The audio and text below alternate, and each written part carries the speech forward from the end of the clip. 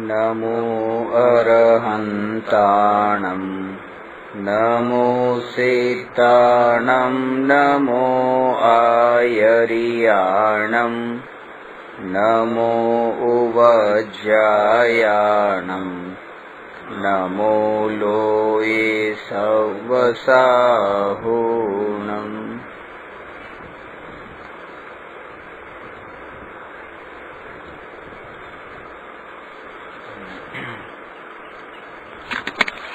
प्रश्न नंबर 198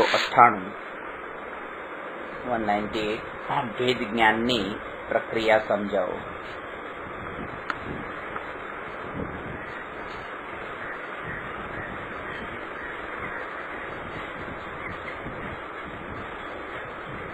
આત્માની નિર્વિકલ્પ અનુભૂતિ થયા પહેલા ભેદ જ્ઞાન થાય છે અને ભેદ જ્ઞાન બે પ્રકારના છે।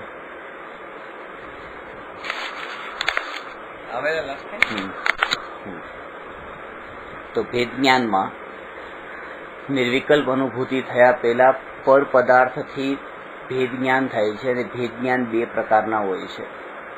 એક તો મિથ્યા દ્રષ્ટિનું ભેદ જ્ઞાન અને બીજું સમ્યક દ્રષ્ટિનું ભેદ જ્ઞાન।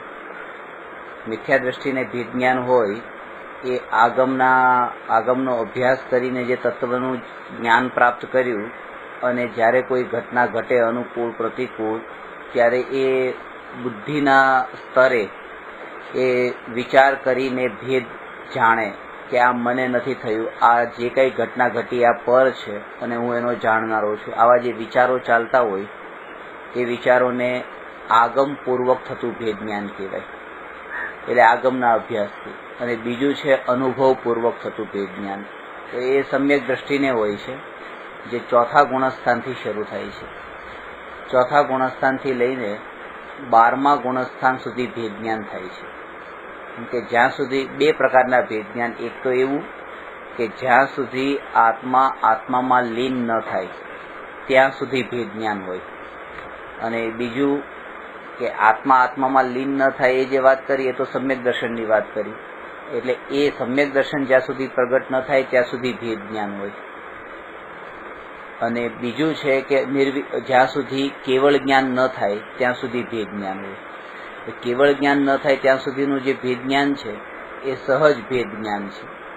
સહજ ભેદ જ્ઞાન એટલે કે ત્યાં એવી રીતે કર્તૃત્વ બુદ્ધિ તો છૂટી ગઈ છે, એટલે વિકલ્પ વિચાર જે આવે છે, જે અત્યારે આપણે વિચાર કરીએ છીએ કે આ શરીર મારું નથી એવો જે વિચાર કરીએ છીએ તો એક વિકલ્પ છે, પણ એ વિકલ્પનો કરતા અજ્ઞાની પોતાને માને છે કે હું આ વિચાર કરું છું।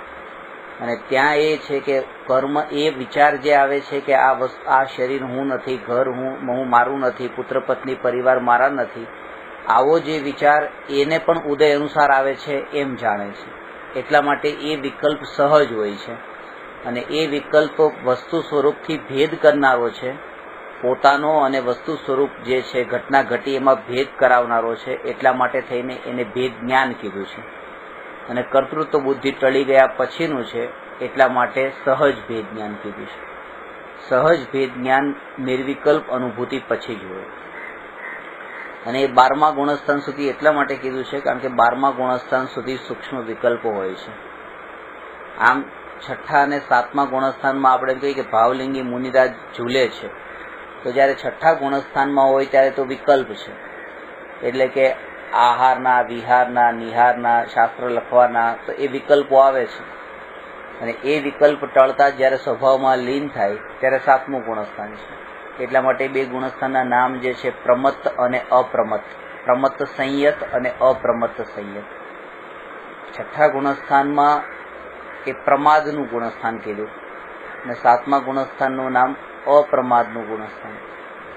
તો છઠ્ઠા ગુણસ્થાનમાં આપણે જેને આળસ કહીએ છીએ ત્યાં એવી આળસ તો છે ને કે 4 હાથ જમીન દેખીને એરિયા સમિતિપૂર્વક ચાલે છે, તો ત્યાં આળસ તો નથી, પૂરી સાવધાની છે, પણ એ જે સાવધાની બતાવી એ સાવધાનીને તે ત્યાં પ્રમાદ કીધો છે।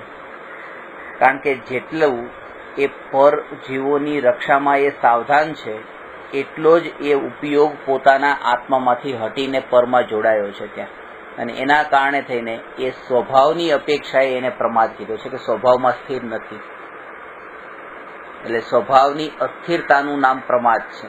અને પછી ભલે એ પર જીવોની રક્ષા માટે કે ગમે એટલી ત્યાં સૂક્ષ્મતાથી એનું ધ્યાન રાખે તો પણ એ પ્રમાદ જ કહેવાશે. શાસ્ત્ર લખે છે તો શાસ્ત્ર એવી રીતે આળસથી લખે તો લખવાનું હોય જીવને લખાઈ જાય પૂતગલ, અથવા લખવું હોય પૂતગલને લખાઈ જાય જીવ, એવું પણ થાય જો પ્રમાદ હોય બહુ હોય તો. પણ એને પ્રમાદ કીધો છે શાસ્ત્ર લખે ત્યારે, કારણ કે એ સમયે પણ સ્વભાવની જે નિર્વિકલ્પ ધ્યાન જે હતું એ છૂટી ગયું છે.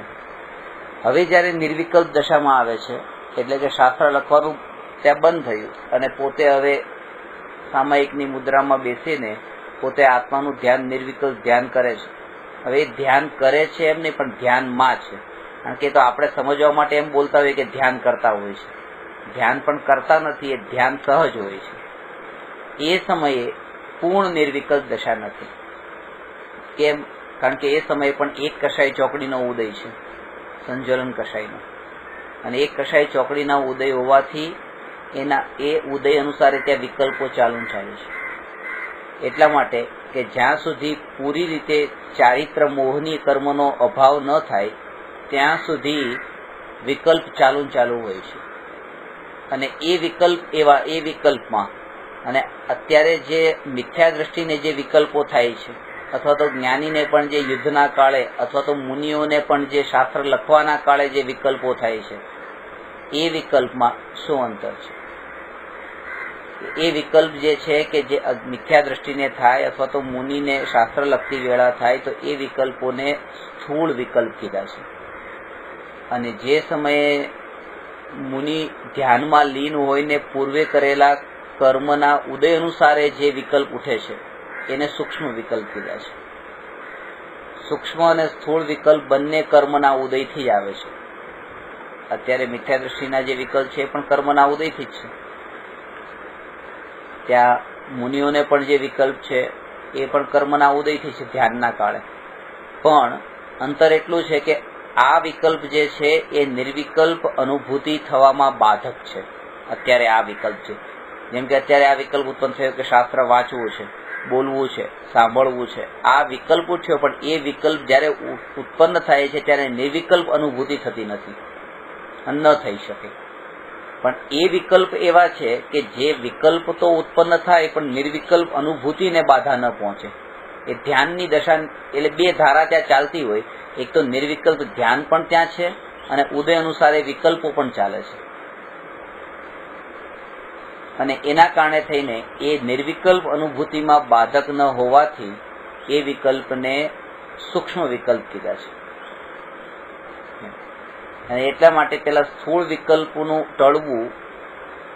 સ્થૂળ વિકલ્પોનું ટળવું એટલે કે ચોથા ગુણસ્થાનમાં પણ જયારે નિર્વિકલ્પ ધ્યાન છે, કારણ કે ત્યાં પણ અમુક સમય માટે તો નિર્વિકલ્પ દશા ટકીને રહે છે. જે ત્યાં પાંચમા ગુણસ્થાન ને છઠ્ઠા ગુણસ્થાનમાં જેમ સમય વધતો જાય છે, પણ એનો અંશ તો ત્યાં ચોથા ગુણસ્થાનમાં ત્યાં ચાખી લીધો છે. તો એ અપેક્ષાએ ત્યાં ચોથા ગુણસ્થાનમાં પણ ત્યાં સૂક્ષ્મ વિકલ્પો હોય છે, જે સમયે નિર્વિકલ્પ આત્માની અનુભૂતિ છે ત્યારે.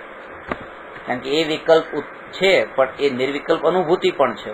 નિર્વિકલ્પ અનુભૂતિમાં એ બાધક નથી બનતા ચોથા ગુણસ્થાનમાં જે વિકલ્પો છે. ક્યારે? કે જયારે ધ્યાનનો કાળ છે ત્યારે જ. પછી પાછા જયારે એવા તીવ્ર કષાયનો તીવ્ર ઉદય આવે તો પાછા એ આહાર આદિ કરવા માટે જાય છે, તો એ સમયે પછી એ જે વિકલ્પ છે એ સ્થૂળ વિકલ્પ છે. તો ત્યાં સ્થૂળ નહીં હોય ને, ત્યાં નિર્વિકલ્પ ધ્યાનના કાળે તો સ્થૂળ વિકલ્પ ન હોય, કારણ કે સ્થૂળ વિકલ્પ નિર્વિકલ્પ અનુભૂતિમાં બાધક છે.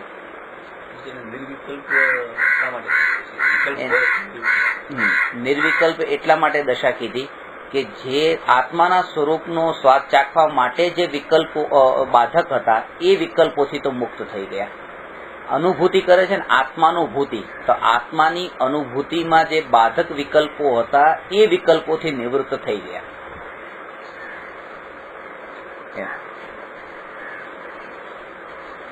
આગળ આપણે એકવાર આવી ગયું ત્યારે નિર્વિકલ્પમાં કોઈ વિકલ્પ હોય નહીં એ વાત હતી.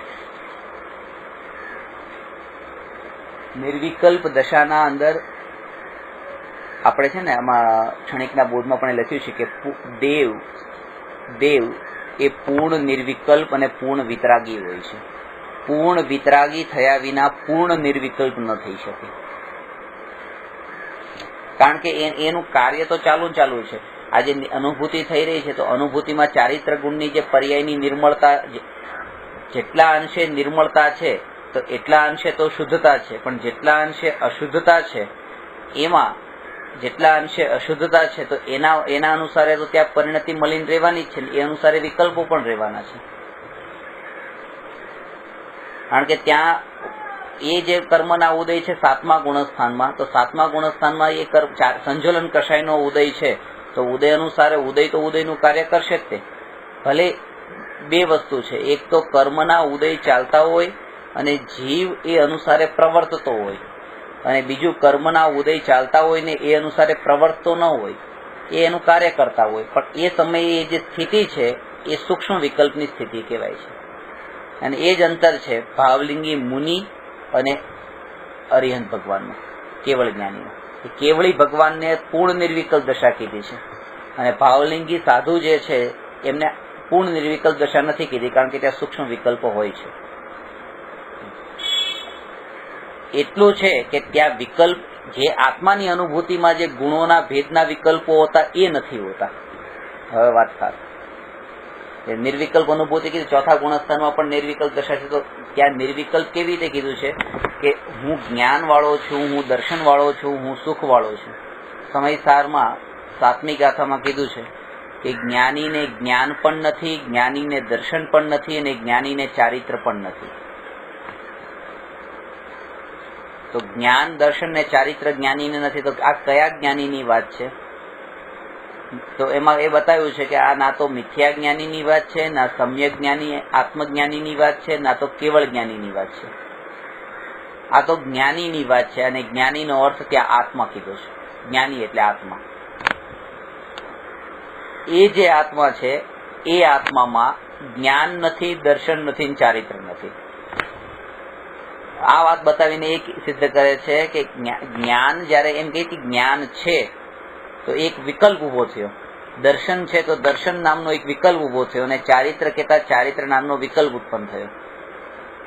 આ જ્ઞાન, દર્શન ને ચારિત્ર નથી એનો અર્થ એ છે કે જ્ઞાન, દર્શન અને ચારિત્રના આવા ભેદ નથી. જ્ઞાન હોય ને દર્શન હોય ને ચારિત્ર હોય, જ્ઞાની તો માત્ર જ્ઞાની છે, એટલે કે આ અનંત ગુણો અભેદ છે, અને નિર્વિકલ્પ અનુભૂતિના કાળે આવા કોઈ વિકલ્પ નથી હોતા.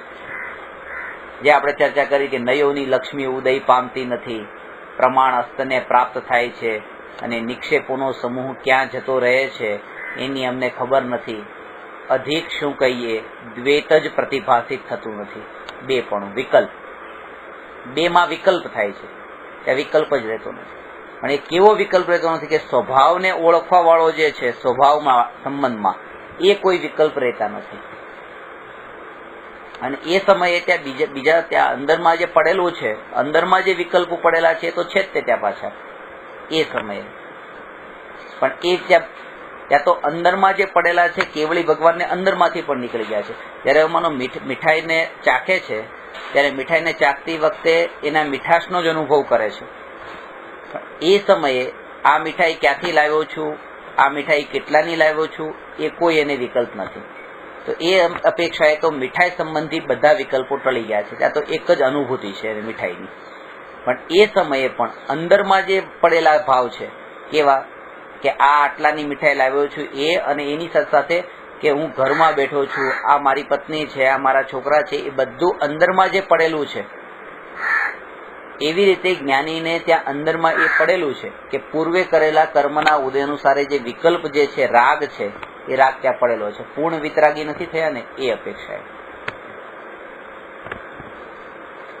બે વસ્તુ આપણે વાત કરી કે એક તો સમ્યક દર્શન છે એ શ્રદ્ધા ગુણની પર્યાય છે, અને સમ્યક ચારિત્ર જે છે અથવા તો વિતરાગતા છે એ વિતરાગતા ચારિત્ર ગુણની પર્યાય છે.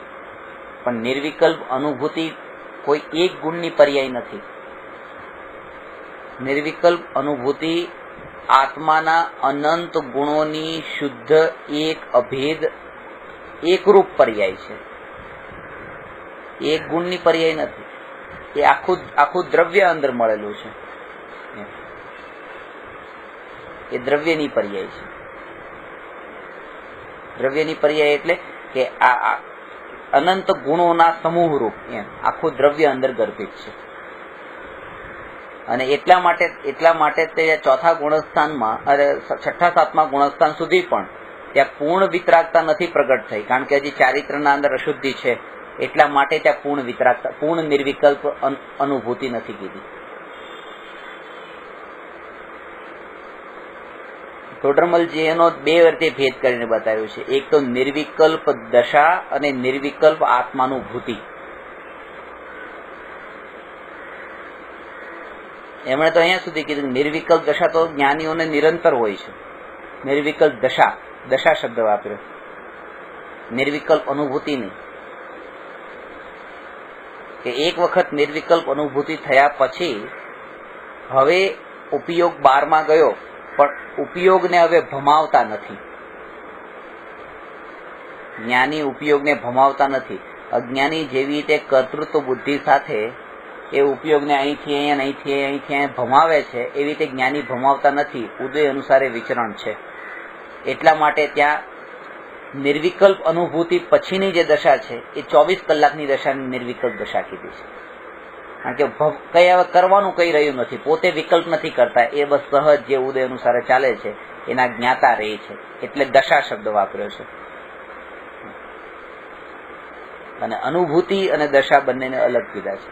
અહીંયા જે છે તો અહીંયા નિર્વિકલ્પ અનુભૂતિની આપણે ચર્ચા કરીએ છીએ કે નિર્વિકલ્પ અનુભૂતિના કાળે પણ વિકલ્પ હોય છે.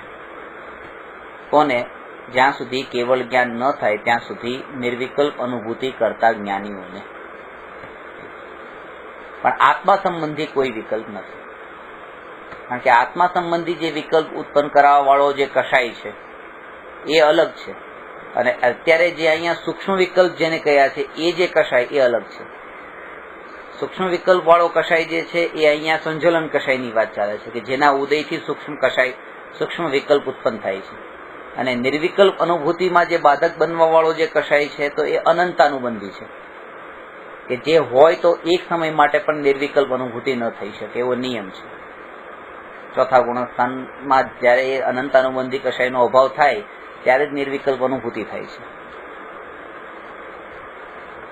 અને એટલા માટે કે ત્યારે જે સમયે નિર્વિકલ્પ અનુભૂતિ થાય છે એ જ સમયે સમ્યક દર્શન થાય છે, એ જ સમયે. અને એ જ સમયે અનંતાનુબંધી કષાયનો અભાવ થતા ત્યાં સ્વરૂપાચરણ ચારિત્ર પ્રગટ થાય છે. આ ત્રણ કાર્ય એક સાથે થાય છે. અનંત ગુણોની અભેદ એકરૂપ પર્યાય, શ્રદ્ધા ગુણની પર્યાય અને ચારિત્ર ગુણની પર્યાય. અનંત ગુણોની એકરૂપ પર્યાયનું નામ કીધું ત્યાં નિર્વિકલ્પ અનુભૂતિ, શ્રદ્ધા ગુણની પર્યાય કહેતા ત્યાં સમ્યક દર્શન, અને ચારિત્ર ગુણની પર્યાય કહેતા ત્યાં અનંતાનુબંધીના અભાવથી પ્રગટ થતી વિતરાગતા, સ્વરૂપાચરણ ચારિત્ર. ચારિત્ર ગુણની પર્યાય એટલે વિચરણમાં આવે ને. ચોથા ગુણસ્થાનના અંદર ત્યાં એ રીતે ચારિત્ર ગુણની પર્યાય વિચરણ એટલે કે ત્યાં પાળવા વાળું ક્રિયા વાળું ચારિત્રની વાત જ નથી. જે પરિણતિ પર તરફ જતી હતી એ પરિણતિ હવે સ્વભાવ તરફ ઢળી છે. માન્યતાની સાથે સાથે એ પરિણતિ જે એટલે કે હવે અનંતાનુબંધી કષાય ટળી ગયો. એટલે હવે બહાર આવશે ને તો કષાય ક્રોધ માન માયાલોભના ભાવ તો છે, પણ અનંતાનુબંધીના ભાવ નથી. એટલે શું કે હવે અનંતાનુબંધી ક્રોધ નથી, એટલે તમારા ઉપર ક્રોધ આવી શકે સમ્યક દ્રષ્ટિને, પણ જ્યારે ખબર પડે કે આ તમારા પુત્ર છે તો એના ઉપર પણ જેમ અજ્ઞાનીને ક્રોધ આવી જાય છે એવો ક્રોધ ન આવે, ઇન્ટરલિંક વાળો ક્રોધ ન હોય. બસ એ જ ચારિત્ર ગુણની પર્યાય, એ જ ચારિત્ર ગુણની પર્યાયની નિર્મળતા. કે હવે આ જે અજ્ઞાનીને જે અમર્યાદિત કષાય હતો, કે એક વ્યક્તિ પર ક્રોધ આવતા એના દીકરા પર પણ ક્રોધ આવ્યો, એ દીકરા પર ક્રોધ આવતા દીકરાની ગાડી ઉપર પણ ક્રોધ આવ્યો, ગાડી ઉપર ક્રોધ આવતા એનો ડ્રાઈવર હતો એના ઉપર ક્રોધ આવ્યો, આવી રીતે દૂર દૂર દૂર સુધી અમર્યાદિત. એટલે જ એને અનંતાનુબંધી કીધું છે, અનુબંધ. અને એવો કષાય ત્યાં જ્ઞાનીને ટળી ગયો છે. એટલે યુદ્ધનો ભાવ, યુદ્ધના ભાવમાં ખાલી એટલો જ પૂરતો છે અને ત્યાં પણ ખાલી અનંતાનું બંધી કીધું. અને આજે મેં તમને વાત કરી આ તો અનુબંધીની વાત કરી છે. અનુબંધી ક્રોધ અને અનંતાનુબંધી ક્રોધ વચ્ચે અંતર છે. મને તમારા પર ક્રોધ આવ્યો અને એના કારણે તમારા દીકરા પર પણ ક્રોધ આવ્યો અને એની ગાડી પર પણ ક્રોધ આવ્યો, તો આ ક્રોધનું નામ તો અનુબંધી ક્રોધ છે, અનંતાનુબંધી નથી. એકના કારણે બીજો, બીજાના કારણે ત્રીજા ઉપર. અને આવો અનંત ક્રોધ જ્યારે પોતાના આત્મા પર આવે એનું નામ અનંતાનુબંધી ક્રોધ છે. એવો ક્રોધ ટળી ગયો છે પોતાના આત્મા પ્રત્યેનો, એટલે આત્માની અનુભૂતિ થઈ ગઈ ચોથા ગુણસ્થાન. દાખલા તરીકે કે જેમ મને તમારા પ્રત્યે અનંત ક્રોધ છે, અરે એટલે તમારો ચહેરો જોવાનું મને ગમતું નથી. તમારો ચહેરો જોવાનું તો ગમતું નથી, પણ તમારા દીકરાને જોવું પણ ગમતું નથી. એ ગાડી જોતા જ હું નજર ફેરવી લઉં છું. આ એક પ્રકારની અરુચિ છે એના પ્રત્યેની. એ જ એનો ક્રોધ છે કે એના અંદરમાં એ ક્રોધનો ભાવ છે કે એના તરફ જોવા પણ નથી માંગતો, અરુચિનો ભાવ વ્યક્ત કરે છે. તો આત્મા પ્રત્યેનો ક્રોધનો મતલબ કે આજ સુધી આ આત્માને તો જોયો નહીં, આત્માથી તો નજર ફેરવીને રાખી. આત્માનું વર્ણન કરનારા જે ગુરુ છે એ ગુરુની પાસે પણ ન ગયો, ત્યાંથી નજર ફેરવી. એની આત્મા સાથે લિંક હતી. આત્માનું વર્ણન કરનારા જે શાસ્ત્રો હતા એ શાસ્ત્રો પણ એને રૂચ્યા નહીં, ગમ્યા નહીં. એ અનંતાનુબંધી છે. અને આવો ક્રોધ ટળી જાય છે એટલે પછી પેલા બંધ પડે છે કે ગુરુ પાસે જાય છે, શાસ્ત્રની વાત સાંભળે છે, અને ધીરે ધીરે પછી અનુભૂતિ સુધી પહોંચે છે. ત્યારે અનંતાનુબંધી ક્રોધ ટળ્યો એમ કહેવાય.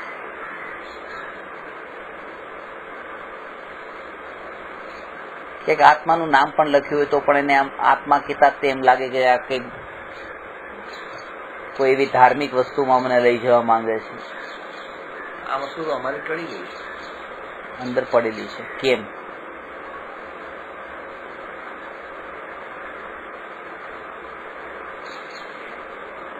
કારણ કે જેટલું સમર્પણ પૂતગલો માટે થઈ રહ્યું છે એટલું આત્મા માટે નથી થતું.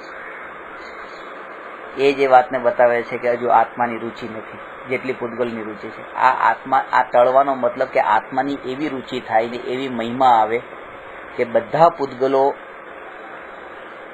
એની સામે તુચ્છ હોય.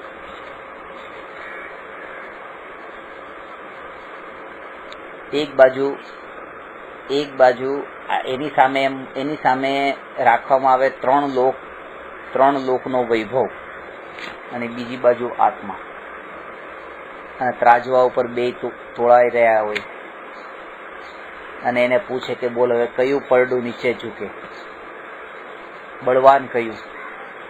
અને જો એમ કહી દે કે આ 3 લોક, તો એને આત્માની રુચિ હજી નથી. પણ જો એ એમ પણ કહી દે કે આત્મા, તો પણ એને આત્માની રુચિ નથી.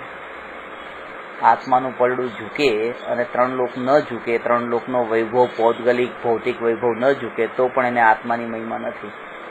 કારણ કે એની નજરની સામે જયારે આમ બે વસ્તુ અહીંયા રાખવામાં આવે ને, એક બાજુ ત્રાજવાના, એક બાજુ 3 લોકનો વૈભવ ને બીજી બાજુ આત્મા, એની અંદર એનો અંતરથી એ ભાવ અંદરથી બહાર આવે કે આ બંનેને એક સાથે ત્રાજવા પર તોડી જ ન શકાય. કારણ કે આત્મા એવી વસ્તુ છે જે 3 લોક સાથે પણ એની બરાબરી નથી. આ ખોટું છે. આને બેને માપવા માટે જે કર્યું છે માપ જ ખોટું છે. એવો આત્માનો મહિમા આવે કે 3 લોક પણ એની સાથે કમ્પેરિઝન જ ન કરે. એવી અનુપમ વસ્તુ આત્મા છે, એવો એને મહિમા આવવો જોઈએ. અત્યારે આપણે આની સાથે માપી લઈએ, આ બધી ભૌતિક વસ્તુ સાથે, એમ કે ચલો માનો કે દુકાન છોડી દીધી ને મેં આત્માની વાત સાંભળી, મને થોડી આત્માની મહિમા આવી. અરે એની સાથે એની મહિમા જ કમ્પેરિઝન જ નથી. પણ શરૂઆતની ભૂમિકામાં એવી રીતે પોતાને માપે કે કાલે જે હું આ 5 ઇન્દ્રિયના ભોગો પાછળ આટલો ભાગતો હતો ને એટલો સમય ને બધું બરબાદ કરતો હતો, તો હવે હું આની પાછળ સમય આપું છું, તો એનાથી પોતાને માપે. પણ અંદરમાં એને ખબર હોય કે હજી આ બરાબર નથી, આ ધ્યેય સુધી પહોંચ્યો નથી. એ કોઈ કેવી રીતે બરાબરી કરી શકે? એક ચેતન વસ્તુ ને એક જળ વસ્તુની બરાબરી થઈ જ કેવી રીતે શકે? એ બંને વસ્તુ પોતપોતાના સ્થાને છે.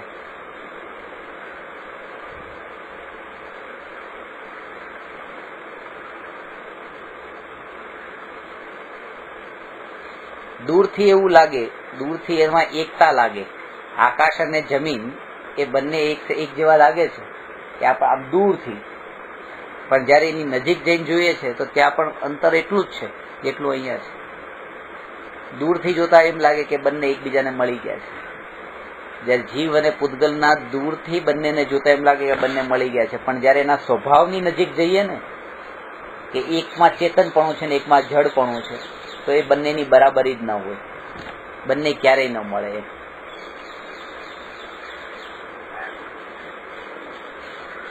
અને એ એટલી જ સ્ટ્રોંગનેસ છે કે જેવી રીતે એક ચેતન વસ્તુ એ ક્યારેય પણ મટીને જડ નહીં થાય, એવી જ રીતે એક જડ વસ્તુ એ ક્યારેય મટીને ચેતન નહીં થાય. અને જેવું બંનેમાં એવી રીતે એક દ્રવ્યથી બીજા દ્રવ્યનો ભેદ છે, એવો જ બંનેમાં કર્તાપણાનો પણ ભેદ છે કે જેમ આ રૂપે નહીં થાય એટલા માટે તે આનો ક્યારેય કરતા પણ નહીં થાય.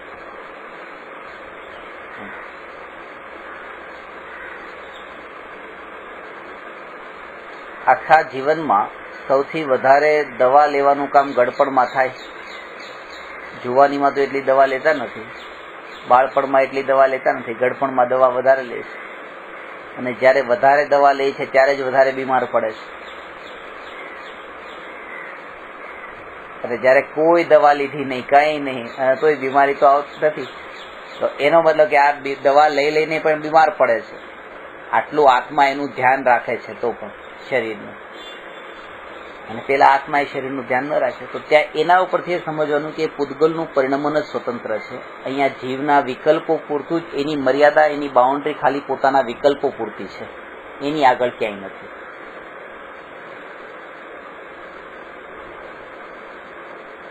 અને એને એવું જ લાગવું જોઈએ કે જેવી રીતે સપનામાં એ કલ્પનાઓ કરીને બધા વિકલ્પો કરે છે, એવું જ આનું લાગવું જોઈએ કે સપનામાં જેમ આમ લાગતું હોય કે પોતે એવી રીતે આ એક ઘરનો માલિક છે, ગાડીમાં જઈ રહ્યો છે, ફરવા માટે જઈ રહ્યો છે, એવું જેમ સપનામાં એને લાગે.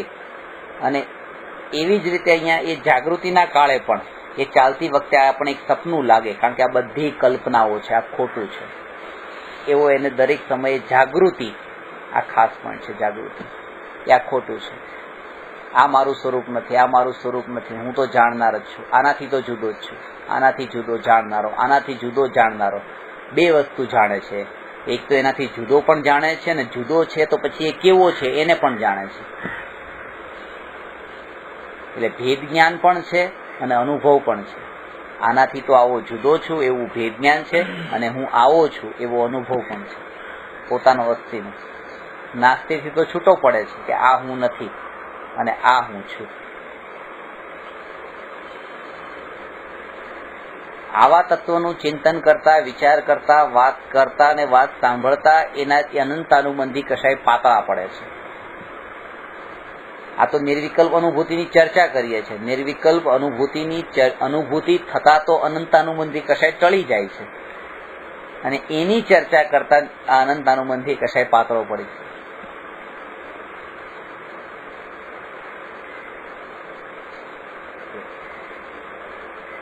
અને એને પાતળો પાડવા માટે જે જવાબદાર જે છે એ આ પ્રતીતિ છે. જેમ જેમ પ્રતીતિ દ્રઢ થતી જાય છે એમ એમ અનંતાનુબંધી કશાય પાતળો પડતો જાય છે. અને એ પ્રતીતિ દ્રઢ થવાનું કારણ ભાવભાષણ છે. અત્યારે સાંભળતી વખતે આ કશાય ભાવ પાતળા પડ્યા, પણ એવું થાય કે પછી એવાનું ઉભા થયા પછી કશાય એના એ જ આપણને બહાર વ્યક્ત દેખાતા હોય કે એવા ને એવા કશાયો છે. કારણ એનું એ છે કે જ્યારે સાંભળ્યું ત્યારે એનું ભાવભાષણ નહોતું થયું, ને ભાવભાષણ સાથે પ્રતીતિ દ્રઢ નથી થઈ. પ્રતીતિની દ્રઢતા વગર એ ચારિત્રમાં પલટો નથી આવતો. એટલે જ કહેવાય શ્રદ્ધા વગર ચારિત્ર ન હોય. એને માન્યું જ નહોતું. માનવામાં જેટલી દ્રઢતા હોત, માન્યતા દ્રઢ હોત, તો પછી ત્યાં ચારિત્રના અંદર એને કશાયો ઉત્પન્ન જ ન થાત.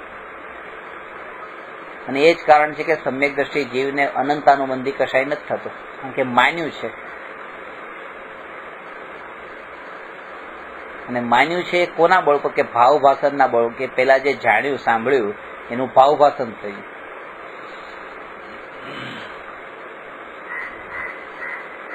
અને પોતાને એ રૂપે પોતાને અનંત શક્તિશાળી માને, વિચારે. કે મારામાં પણ અત્યારે આ જે ચક્ષુ ઇન્દ્રિયના માધ્યમથી જાણવા વાળું જ્ઞાન, કર્ણેન્દ્રિયના માધ્યમથી જાણવા વાળું જ્ઞાન, આ જ જ્ઞાન જો હું અત્યારે પોતાના આત્માને જાણવા માટે ઉપયોગમાં લઉં તો પણ મને અત્યારે આ સમયે પણ અનુભૂતિ થઈ શકે છે. એટલે એવું નથી કે નિર્વિકલ્પ અનુભૂતિ મારાથી ન થાય, કારણ કે અત્યારે તો મારે ઇન્દ્રિય જ્ઞાન છે. આંખ વગર દેખાતું નથી, કાન વગર સંભળાતું નથી, તો આ બધા પદાર્થો માટે તો ઇન્દ્રિયની પળે પળે જરૂર પડે છે. તો હું આત્માને કેવી રીતે ઓળખી શકું અત્યારે આ સ્થિતિમાં?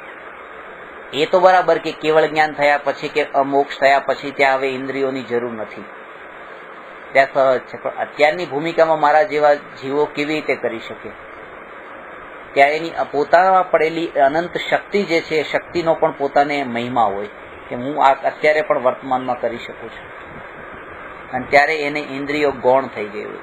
ગૌણ થઈ ગઈ હોય એટલે કે જ્યારે એને જ્ઞાનની શક્તિને જોઈ છે, અત્યારે જ્ઞાનની શક્તિને જોતા આ હું તમારા ચહેરાનો રંગ, કપડાનો રંગ આ જે જાણું છું એ પણ આંખથી નથી જાણતો, એ પણ હું જ્ઞાનથી જ જાણું છું. જ્ઞાનથી જ જાણું છું, એમાં આંખ છે જ નહીં. અને એટલા માટે જે જ્ઞાનથી જ જાણતો હોય ને આંખથી ન જાણતો હોય એ આત્માને પણ જ્ઞાનથી જાણી શકે છે, કારણ કે એ તો પેલા પણ આંખથી નતો જાણતો. એવું એને, કારણ કે જાણનાર તો જ્ઞાન જ છે, આંખ તો છે જ નહીં, એ તો ચશ્માની જેમ મીડિયમ છે. તો એવી રીતે પોતાના જ્ઞાન જ જાણી રહ્યું છે ને જ્ઞાન જ પરિણમી રહ્યું છે. એનું પરિણમન જોવે છે કે કોણ પરિણમ્યું છે. આ એની જ મીઠાશ છે. એ શાકના અંદર જે મીઠું નાખ્યું છે ને શાક ખારું લાગ્યું છે, ભલે શાક ખારું લાગ્યું પણ એ ખારાપણું એ મીઠું છે. બસ એ મીઠું છે એવી પ્રતીતિ નિરંતર રહી છે શાકને ચાખતી વખતે.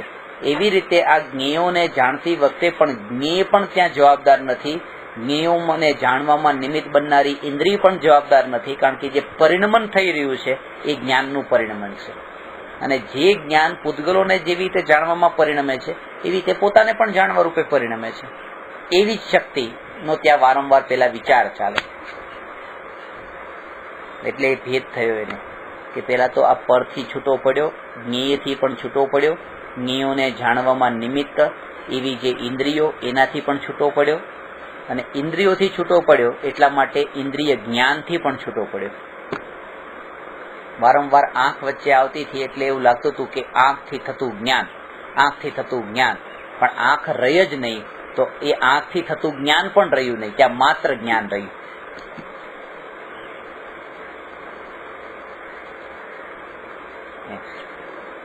ચશ્મા પહેરેલા છે એટલે ચશ્માથી જોઉં છું એવું રહેતું હતું, પણ ચશ્મા જયારે નીકળી ગયા ત્યારે ચશ્મા પણ નીકળી ગયા અને ચશ્માથી જે જોવાનું હતું એ જોવાનું પણ નીકળી ગયું છે.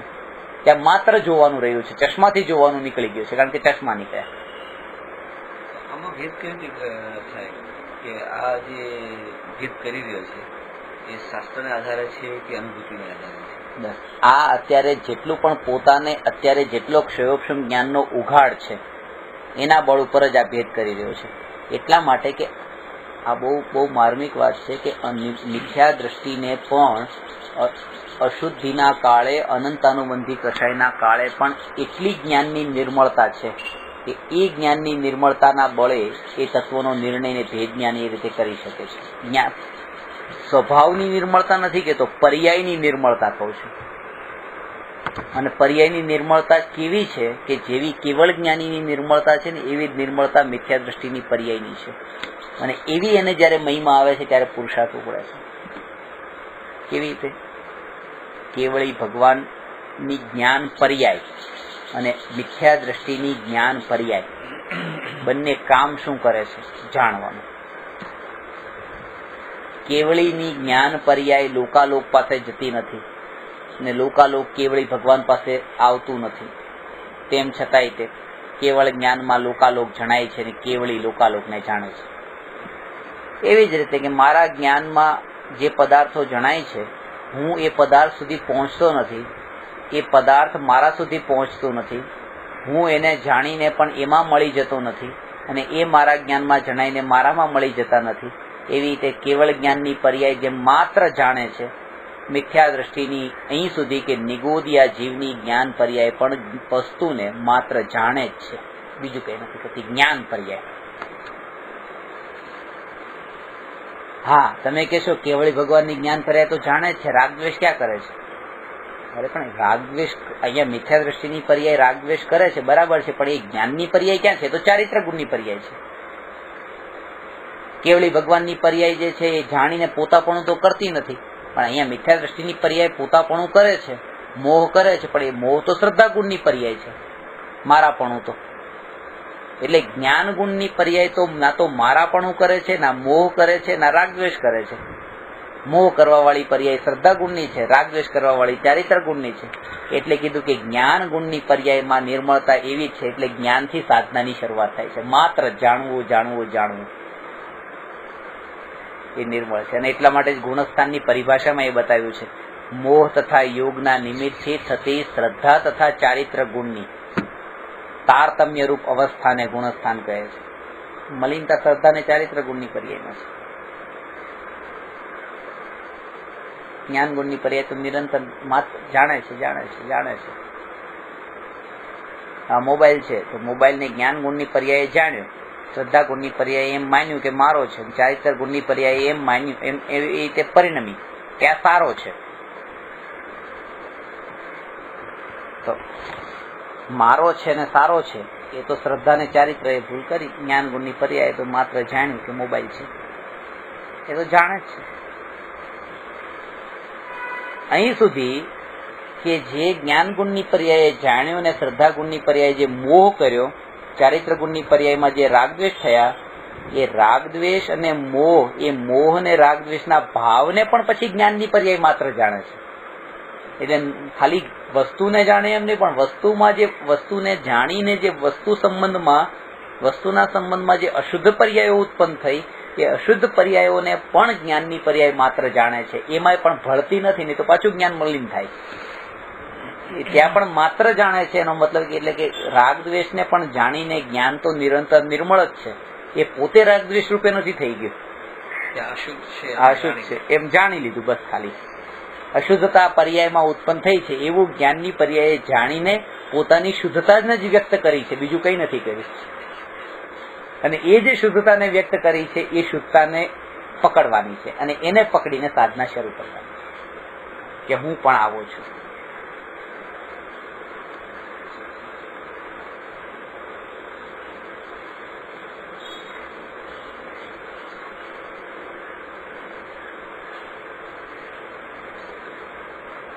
અજ્ઞાની ખાલી એટલો વિચાર કરે એક સફરજનમાં કેટલા બીજ છે, એ વિચાર નથી કરતો એક બીજમાં કેટલા સફરજન છે. આવે આ બીજમાં સફરજન બતાવે છે, મારામાં કેટલું જ્ઞાન છે, આટલું જ્ઞાન છે, આટલું જ્ઞાન છે, આટલું જ્ઞાન છે, પણ એ આટલાના અંદર પાછું કેટલું છે એ વિચાર કરવાનો. એમાં અનંત શક્તિ ભરેલી પડી છે. આ શક્તિનો વિચાર કરતા જેમાં કશાય ભાવ પાતળા પડે તો એ શક્તિની અનુભૂતિમાં કશાયનો અભાવ થાય, એમાં આશ્ચર્ય નથી લાગતું.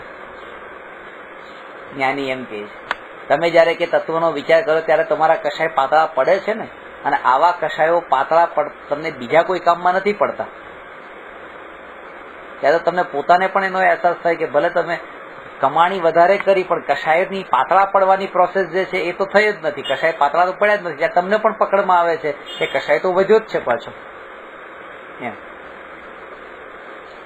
તો કે તત્વનું ચિંતન કરવાના કાળે જે કશાય પાતળો પડે છે એ કશાયની તો પછી એની અનુભૂતિથી જે સહજ ભેદ જ્ઞાન થાય એમાં આશ્ચર્ય નથી. એટલે નિરંતર પેલા ભેદ જ્ઞાન, આ ભેદ જ્ઞાનની ચર્ચા ચાલે છે. ભેદ જ્ઞાનમાં ભેદ રૂપે જાણવું, ભેદ કરવાનો નથી. શરીર અને આત્મા વચ્ચે ભેદ કરવાનો નથી. આત્મા અને ઘર, પુત્ર, પરિવાર વચ્ચે ભેદ કરવાનો નથી. ભેદ કરવા માટે સંસાર પરિભ્રમણ છે, કારણ કે કરવાપણું છે ને. એટલે અહીંયા ભેદ જ્ઞાન છે, એમાં માત્ર જાણવાપણું છે કે જે છે એને ભેદ રૂપે જાણવાનું છે. જ્ઞાન નિરંતર જાણે છે, માત્ર જાણે છે. જો જ્ઞાન નિરંતર જાણતું હોય તો પછી એનો મતલબ એ થયો કે જ્ઞાને તો ક્યારેય ભૂલ કરી જ નથી, બે વસ્તુને અભેદ ક્યારેય વસ્તુને અભેદ ક્યારેય માની જ નથી. કે ભૂલ તો શ્રદ્ધા અને ચારિત્રમાં થાય છે, જ્ઞાન તો માત્ર જાણે છે. તો શરીરને શરીર રૂપે જાણે છે, આત્માને આત્મા રૂપે જાણે છે. તો પછી જ્ઞાનના અંદર ભૂલ થવી જ ન જોઈએ. તો પછી આ ભેદ કેવી રીતે પડ્યો? મિથ્યા જ્ઞાન ને સમ્યક જ્ઞાન. જ્ઞાન તો જો માત્ર જાણતું જ હોય ને શુદ્ધ જ રૂપે પરિણમતું હોય તો પછી મિથ્યા જ્ઞાન ને સમ્યક જ્ઞાન છે બે પ્રકાર. જે સમયે જ્ઞાન ગુણની પર્યાય વસ્તુને જાણે, શ્રદ્ધા ગુણની પર્યાયમાં મારાપણું કરે, એ મારાપણા કરવાના કારણે આ જ્ઞાનને મિથ્યા જ્ઞાન કહેવામાં આવે છે. એવું કહેવામાં આવ્યું એની સંગતિમાં હોવાથી. ખાલી મારી જાણીને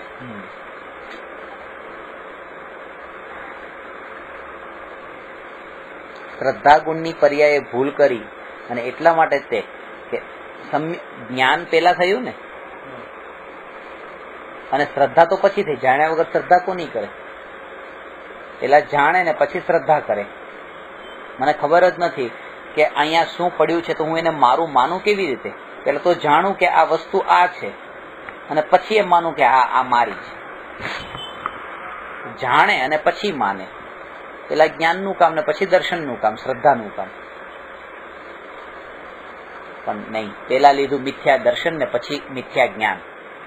મિથ્યા જ્ઞાન ને સેકન્ડ નંબર પર લીધું. કારણ કે એ જે મિથ્યા દર્શન જે છે, માન્યું ને મારું, એના કારણે એ જ્ઞાનને મિથ્યા નામ મળ્યું છે. નહીં તો એ જ્ઞાન જ હતું. એટલે ત્રણ શબ્દ, જો એમ ખાલી માત્ર શબ્દ વાપરવાનો કે જ્ઞાન, દર્શન ને ચારિત્ર, એમ શબ્દ વપરાય. કારણ કે પેલા જ્ઞાન, પછી દર્શન ને પછી ચારિત્ર. પણ જયારે મિથ્યા શબ્દ લાગે ત્યારે મિથ્યા દર્શન, મિથ્યા જ્ઞાન, મિથ્યા ચારિત્ર આવે છે. ઘણી જગ્યાએ જ્ઞાન દર્શન ચારિત્ર આવે, ઘણી જગ્યાએ દર્શન જ્ઞાન ચારિત્ર ના. તો એનો આ ભેદ સમજવો જોઈએ. એ જે નથી સમજતા એટલા માટે જ તે આવી રીતે ગમે ત્યાં પ્રયોગ ન થવો જોઈએ. જયારે એકલું જ્ઞાન, દર્શન ને ચારિત્ર, તો પેલા જાણ્યું, પછી માને અને પછી એના રૂપે પરિણમન થાય. ત્યાં સામાન્ય છે. ત્યાં સમ્યક ને મિથ્યાનો કોઈ ભેદ નથી. જાણવું, માનવું અને આચરવું, ચારિત્ર. અને ત્યાં છે સમ્યક દર્શન, સમ્યક જ્ઞાન, સમ્યક ચારિત્ર. કારણ કે એ જે જાણ્યું પછી માન્યું, એ જે માન્યું ને, એક સાચું માન્યું તો પછી આ જ્ઞાન સમ્યક જ્ઞાન, ખોટું માન્યું તો આ જ્ઞાન મિથ્યા જ્ઞાન. પ્રોસેસ જે ચાલે છે એ જ્ઞાન, દર્શન, ચારિત્રની છે. પણ એની આગળ જે સમ્યક કે મિથ્યાનો સ્ટેમ્પ લાગે છે એ પ્રતીતિના કારણે લાગે છે. ત્યારે દર્શન પેલા આવે. હા, ત્યારે દર્શન પેલા. કારણ કે પ્રતીતિ એ મેઇન થઈ છે. માનવાની પેલા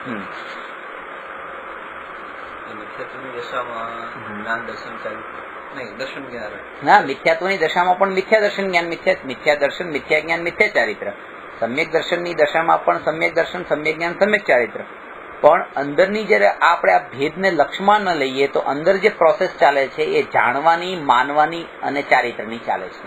એમ એ સાચું માન્યું, ખોટું માન્યું એને ન લઈએ અને ખાલી એનું કાર્ય લઈએ કે જાણ્યું, પછી એને માન્યું અને પછી ખાસ તો આ જ છે કે જાણે છે, માને છે અને ચારિત્રમાં મૂકે છે. ખાસ તો જાણે છે, માને છે, ચારિત્રમાં મૂકે છે. એટલે આ રેગ્યુલર આ પ્રોસેસ છે. પણ આપણને મહિમા બતાવવા માંગે છે સમ્યક દર્શનની. અને એટલા કેમ કે સમ્યક દર્શન કે તમને જ્ઞાન તો થયું છે પણ એના ઉપર શ્રદ્ધાનો સિક્કો નથી લાગતો, એટલા માટે થઈને એ જ્ઞાન સમ્યક જ્ઞાન નથી કહેવાતું. આમ પ્રોસેસમાં મિથ્યા પણ નથી કહેવાતું. મિથ્યા પણ નથી કહેવાતું. પ્રોસેસમાં મિથ્યા પણ ખાલી જાણ્યું. બંને એક સાથે છે પાછા, જ્ઞાન અને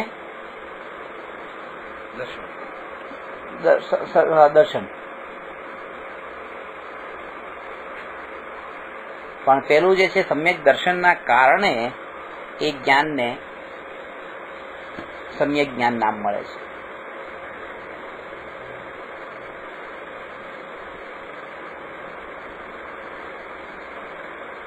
એને હું એ રીતે કહું છું કે શ્રદ્ધા એટલે મારાપણું, જ્ઞાન એટલે સાચાપણું અને ચારિત્ર એટલે સારાપણું. કોઈ પણ વસ્તુ ઓટોમેટિક સાચી અને સારી થઈ જાય છે જ્યારે એ મારી માનવામાં આવી જાય છે. એટલે શ્રદ્ધામાં મારાપણું આવતા જ તે જ્ઞાન ને ચારિત્રમાં ઓટોમેટિક પલટો આવી જાય છે. પોતાનો દીકરો પોતાનો માન્યો છે ને એટલા માટે માનો કે પાડોશી સાથે દીકરા સાથે ઝઘડે તો પણ એ જ સાચો છે અને એ જ સારો છે, કારણ કે એ પોતાનો છે. મારું માન્યું છે એટલા માટે જ્ઞાન અને ચારિત્ર એને સારો માનવા માટે કઈ કરવાનું નથી, એને સાચો માનવા માટે કઈ નથી કરવાનું. એને પોતાનો માન્ય તો ઓટોમેટિક એ સાચો ને સારો થઈ ગયો. એવી રીતે શ્રદ્ધા ગુણની પર્યાયમાં પલટો આવ્યો તો જ્ઞાન ચારિત્રમાં કંઈ નથી કરવાનું. એ જ્ઞાન ચારિત્રનો તો પલટો ઓટોમેટિક આવી જાય છે, ત્યાં કંઈ કરવું નથી પડતું. એટલા માટે તે ચોથા ગુણસ્થાનમાં શ્રદ્ધાનો પુરુષાર્થ કીધો છે, સમ્યક દર્શન. અને એટલા માટે જ એને મૂળ કીધું છે. દંસણ મૂલો ધમ્મો, સમ્યક દર્શન એ ધર્મનું મૂળ છે. એ જો બરાબર ત્યાં બરાબર સ્ટ્રોંગ હશે તો જ્ઞાન ને ચારિત્રમાં સહજ પલટો આવી જશે.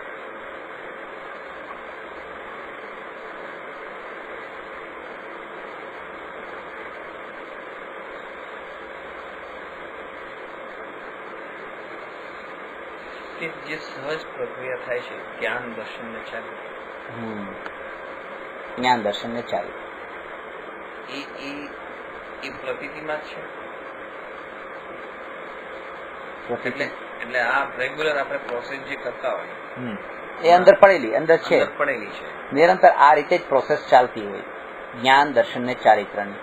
પણ એ જ્ઞાન જે છે એ જ્ઞાન ત્રણેયને જયારે એક સાથે બતાવીએ ત્યારે ત્રણેયમાં પેલા મિથ્યા જ્ઞાન કીધું, મિથ્યા દર્શન, પછી મિથ્યા જ્ઞાન ને મિથ્યા ચારિત્ર. કારણ કે એ જ્ઞાન જે છે એ જ્ઞાનને મિથ્યાનું નામ મળ્યું છે આ શ્રદ્ધા જે ખોટી થઈ એના કારણે. સ્ટેમ્પ એના ઉપર એના કારણે ખોટી થઈ એના કારણે મિથ્યા જ્ઞાન થયું. મિથ્યા જ્ઞાન થયું.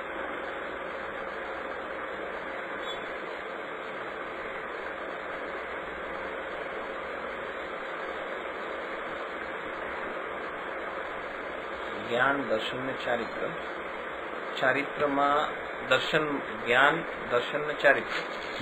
દર્શનમાં મિથ્યા થયું એટલે ત્રણેય મિથ્યા થઈ ગયા. પપ્પા આગળ જાય છે, છોકરો પાછળ આવે છે, એની પછી એની મમ્મી છે, એટલે કે ત્રણ પતિ પત્ની છોકરો, છોકરાને વચ્ચે રાખ્યો છે. એક જગ્યાએ એન્ટ્રી લેવી છે પપ્પાને તો ત્યાં કોઈ ભૂલ કરતા નથી એન્ટ્રી લેવામાં. છોકરો ભૂલ કરે છે, ત્રણેય છે એક સાથે, પપ્પાએ બહાર રહેવું પડે છે. તો પહેલા પ્રોસેસ કોની ચાલે કે પહેલા જવા વાળા તો પપ્પા હતા, એને તો કોઈ ભૂલ કરી નથી, ત્રણેય એક સાથે છે ને. ભૂલ કરવા વાળું બીજા નંબરનું છે, એટલા માટે આ બીજા પહેલું અને ત્રીજું એ હતા ત્રણે પછી. એટલે જ્ઞાનમાં ભૂલ થતી નથી, એ તો બરાબર જ કામ કરે છે, આગળ જઈ રહ્યું છે. હવે તે શ્રદ્ધા ભૂલ કરે છે, એટલા માટે જે જ્ઞાને ભૂલ કઈ નથી કરી, પપ્પાએ કોઈ ભૂલ નથી કરી, પણ એને એ દીકરાની સાથે રહેવું પડ્યું. અને જયારે ભૂલ કરી એવી જયારે વાત આવી ત્યારે પપ્પાનું નામ પેલા નહીં આવ્યું, ત્યારે દીકરાનું નામ આવ્યું, અને પછી આ પાછળ આ બે ના નામે આવી ગયા, કારણ કે આ બે એની સાથે હતા. ભૂલ કરવાની મુખ્યતાથી પછી ખતરો ત્યાં જ હતો.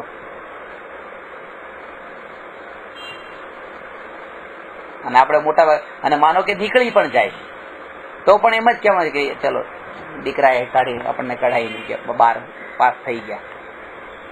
ઘણી વખત એવું થાય ને કે આપણે જે મેઇન જેમાં જ્યાં ગડબડ થવાની સંભાવના હોય ને એ નીકળી જાય, એ નીકળે તો આપણે બસ આણે આપણને કાઢ્યા. ઘણી વખત કે ભાઈ આ સર્વન્ટ લોકો છે તો આપણે ધર્મ કરી શકીએ, હવે એનાથી ધર્મ થાય છે, કારણ કે એ ન હોય તો પછી આટલી તકલીફ થઈ છે, અને એ હતા એટલે આ ધર્મ આપણો આટલો થયો એમ.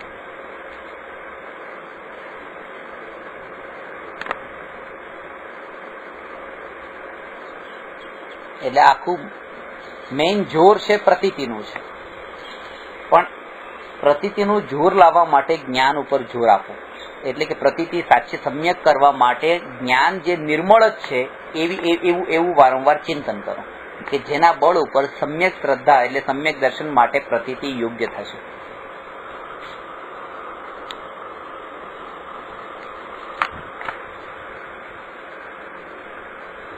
જે જીવ એવો અભ્યાસ કરે છે, કેવો? બસ માત્ર જ્ઞાતા રહેવાનો, માત્ર જ્ઞાતારો અને જ્ઞાતા રહેવાનો અભ્યાસ કરો કે જે થઈ રહ્યું છે એને માત્ર જાણો જાણો જાણો જાણો જાણો જાણો અને જાણવાનો જ અભ્યાસ કરો. એ બ્રહ્મા છે.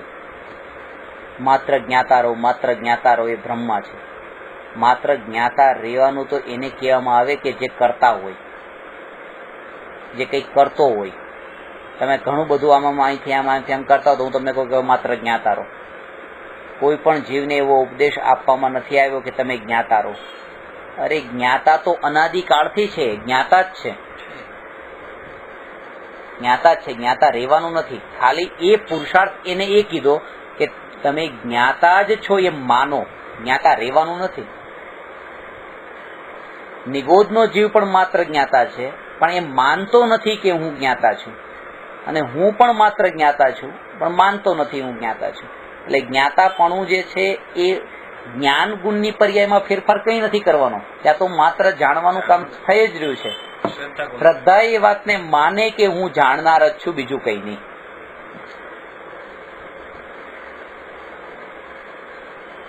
અને જ્યારે શ્રદ્ધા માને ત્યારે એમ કહેવામાં આવે છે કે જ્ઞાતાપણું પ્રગટ્યું.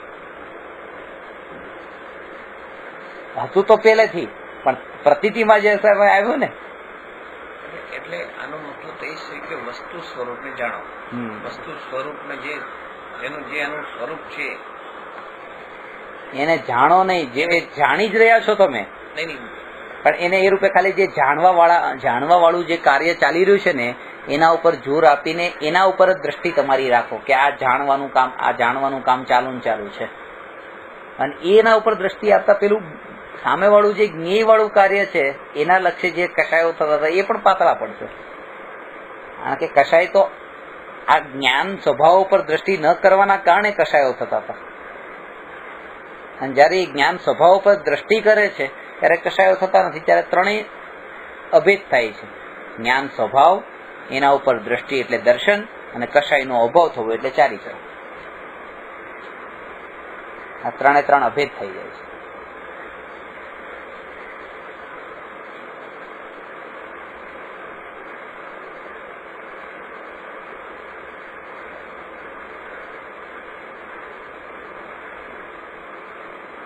એ એના જેવું છે કે 9 ને 5 જે ચોરી થઈ હતી અને 11 ને 5 જ્ઞાનમાં જણાય તો ખરી ચોરી તો 11 ને 5 થઈ છે.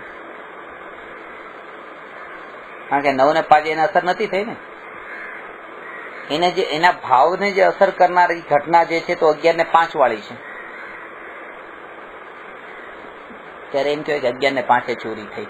એવી રીતે એમ કહેવાય કે હવે આ જીવ જ્ઞાતા થયો. કારણ કે એની પર્યાયમાં તો જ્ઞાતાપણું એ ત્યારથી પ્રગટમાં, આમ હતું અનાદિકાળનું થતું હતું, ચાલતું હતું, પણ એની પ્રતીતિમાં જ્યારથી આવે છે ત્યારથી એમ કહેવાય છે કે એ જ્ઞાતા થયો. કારણ કે એને એ જ્ઞાતાપણાની અસર એને ત્યારે થઈ છે, નિર્વિકલ્પ અનુભૂતિ થઈ ત્યારે જ્ઞાતાપણાનો આનંદ આવ્યો છે. થતું તો પહેલાથી જ.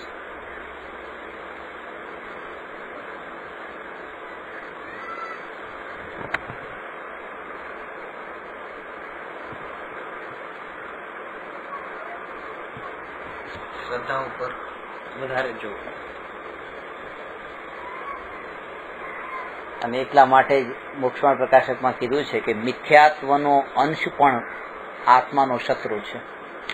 અંશ પણ એને એટલા માટે કીધું કે તમે જ્યારે આ તત્વનું ચિંતન કરો ત્યારે તમારો કષાય પણ એટલો પાતળો પડે, તમારી પ્રતીતિમાં ઘણી નિર્મળતા આવી હોય, પણ એનો અંશ ક્યાંક ખૂણે ખાચરે રહી ગયો હોય કે જેના કારણે જે પાછો તમે એના યોગથી છૂટા પડો, પાછો એ ઊભો થાય અને પાછો વિકાસ થાય, અને પેલું જે તમારું બીજ રોપાણું હતું એ પૂરેપૂરું જતું રહે. કારણ કે આ અનાદિકાળનું જે બીજ રોપાયેલું હતું એનો અંશ પડ્યો હતો, વિકાસ થાય, પાછો વિકાસ થાય. પણ આનો જડમૂળથી નાશ નતો થયો એટલા માટે એ પડ્યું રહ્યું હતું. પણ એ વખતે વિકાસને એટલે જ માનો કે તમે કોઈ ફિલ્ડના અંદર તમારી રુચિ છે અને તમે એ રુચિના વિષયોમાંથી છૂટા પડ્યા, પાછા તમે માનો થોડા દિવસ પછી જોડાયા તો તમને થોડો ટાઈમ લાગશે.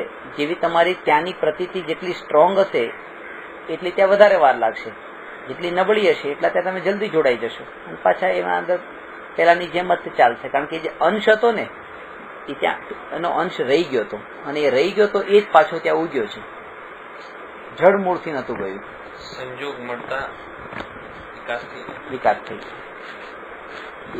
થઈ જાય.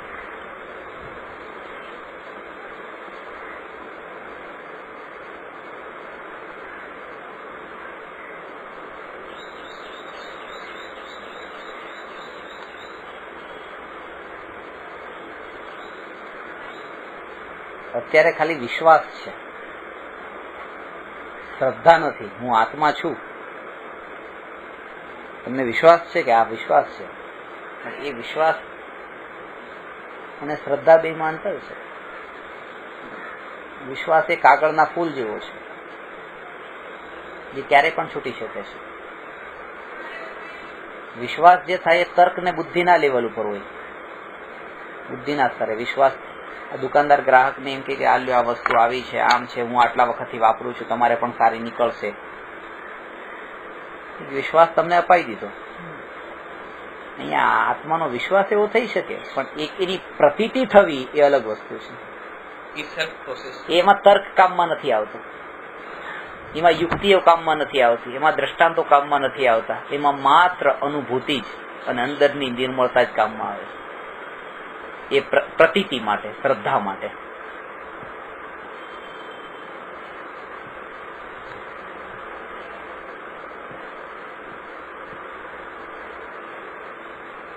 અનુભૂતિ એટલે સેલ્ફ પ્રોસેસ જ થઈ ગયું, બીજું કાંઈ નથી. અને સર્વસ્વ સમર્પણ જે છે એ સર્વસ્વ સમર્પણ તર્કના બળે નથી થતું, યુક્તિઓના બળે નથી થતું. સર્વસ્વ સમર્પણ ત્યાં જે છે અંદરથી જે જોડાણ છે એના બળે થાય છે. એક વિશ્વાસના બળ ઉપર જીવ શ્રદ્ધા સર્વસ્વ સમર્પણ ન કરે પણ પ્રતીતિના બળે સર્વસ્વ સમર્પણ કરે. આજ સુધી એવું કે માનવામાં આવ્યું છે કે કોઈએ 2 ને 2 4 થાય એના માટે પોતાની જાન આપી દીધી હોય.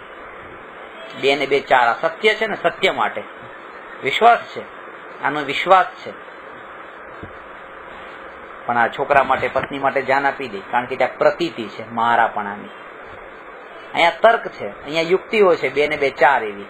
એ વિશ્વાસ તો છે, બિલકુલ સત્ય છે અને એ સત્ય માટે કોઈ જાન નથી આપતો કારણ કે એમાં પ્રતીતિ વાળી કોઈ વાત નથી, એમાં શ્રદ્ધાની વાત નથી. 2 ને 2 4 માં અહીંયા શ્રદ્ધા છે. શ્રદ્ધામાં સર્વસ્વ સમર્પણ હોય છે, વિશ્વાસમાં નથી હોતું.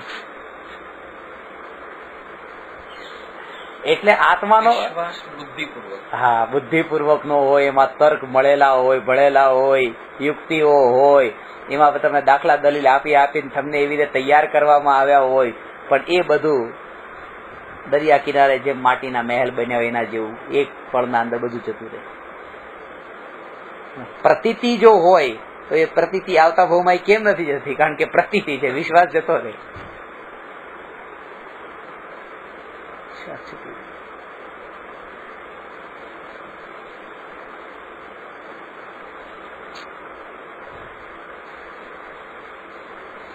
આ બહુ સ્લો પ્રોસેસ છે, ધીરે ધીરે ધીરે ધીરે વધતો હોય.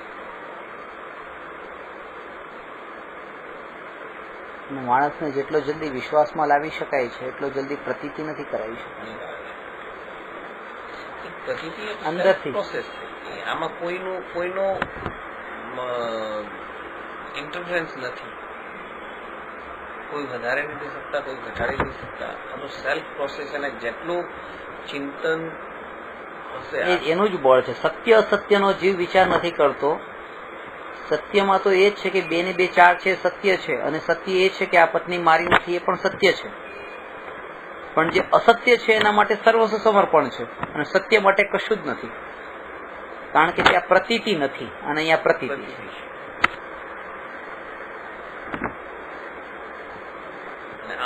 એને ખરા ખોટા સાથે મતલબ જ નથી. આમ બોલવામાં આવે કે હું સત્ય સાથે છું. સત્ય સાથે છું. અરે ક્યારેક એ જ પત્ની જયારે 2 ને 3, 2 ને 2 5 કહી દે તો પણ સાંભળવા તૈયાર છે, કારણ કે પોતાની છે. તું ખોટું પણ કરતો એ સાચું છે. પ્રતીતિ એટલી સ્ટ્રોંગ છે કે સત્યને પણ અસત્ય રૂપે સ્વીકારવા તૈયાર થઈ જાય છે. અસત્યને પણ સત્ય રૂપે. જે કીધું ને કે છોકરાએ ભૂલ કરી પણ તોય તે ખોટો ન લાગ્યો, પાડોશીનો છોકરો જ ખોટો લાગ્યો, કારણ કે પ્રતીતિ છે. સત્ય તો જાણે છે, પોતે પણ જાણે છે.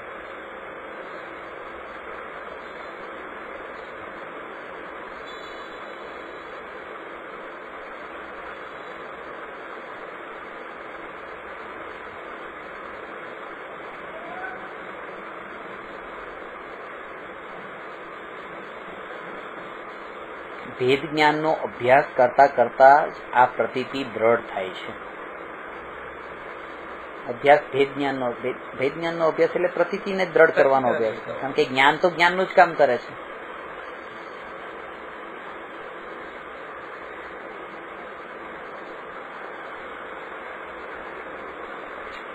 જેમ જેમ ભેદ જ્ઞાનનો અભ્યાસ દ્રઢ થતો જાય છે, એટલે કે સ્વ તથા પર વચ્ચે ભેદ જ્ઞાનનો અભ્યાસ દ્રઢ થાય છે, તેમ તેમ પર પદાર્થો વચ્ચેનું અભેદપણું પણ દ્રઢ થતું જાય છે.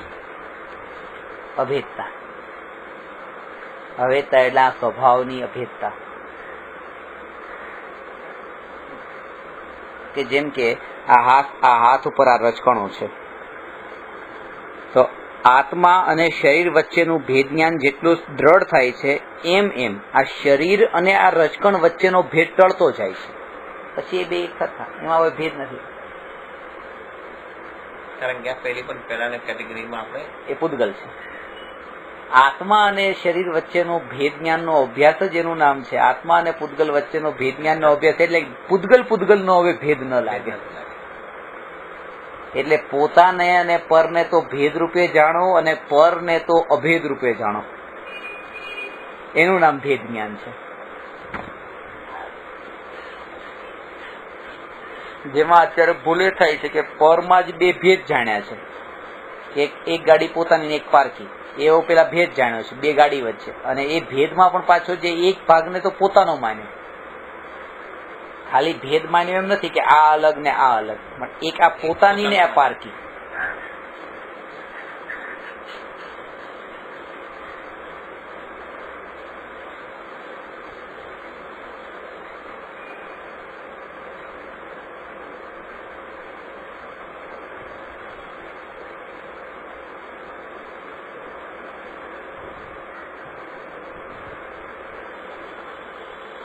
એક પોતાની અને એક પારકીનો ભેદ.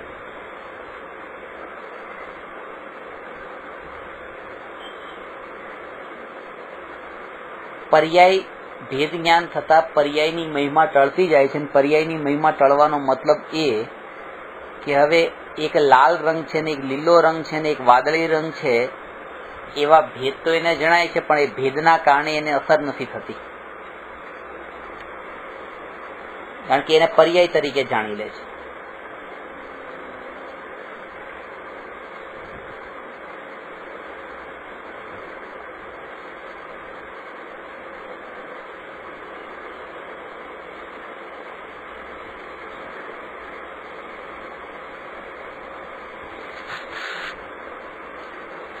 બધી પર્યાય જાણી ને, લાલ હોય કે લીલો હોય કે પીળો હોય કે વાદળી હોય, પર્યાય છે. અને એ બધામાં રંગ છે, બસ એનો ગુણ છે. એટલા માટે એને સ્વભાવની દ્રષ્ટિએ જાણી લે છે કે પૂતગલ છે.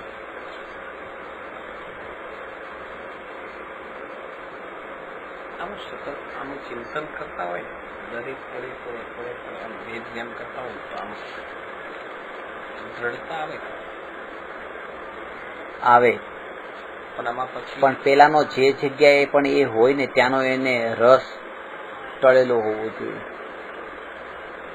એમાં રસ ન હોય ને તો ત્યાં પણ એ ભેદ જ્ઞાન કરી શકશે. દુકાન પર બેઠા હોય, દુકાનમાં એટલો રસ હોય તો ત્યાં ભેદ જ્ઞાન નહીં થઈ શકે. ત્યાં ચિંતા અને ત્યાં વિકલ્પો ત્યાં બધું હશે. પણ જ્યાં સુધી આપણે ભેદ જ્ઞાન નહીં કરી શકીએ ત્યાં સુધી રસ કેવી રીતે ટળશે? એ જ કે પેલા તો તમે એવી જગ્યાનું ભેદ જ્ઞાન કરો કે જે જગ્યા ઉપરનું તમે અપ્રયોજનભૂત વિષયો છે ત્યાંથી તો ભેદ જ્ઞાન શરૂ કરો. હા, એ તો ડેફિનેટલી પ્રોસેસ ત્યાંથી શરૂ થાય. એટલે જેમ આપણે પેલા વાત કરી કે ભારત દેશ સુધીનો આટલો દેશ પ્રેમ બતાવીને આપણે દૂર દૂરમાં પણ આપણે મારાપણું કરીએ છીએ. નહીં, એકદમ ડેફિનેટલી વાત એ છે કે જ્યાં રસ નથી ત્યાંથી શરૂ થશે.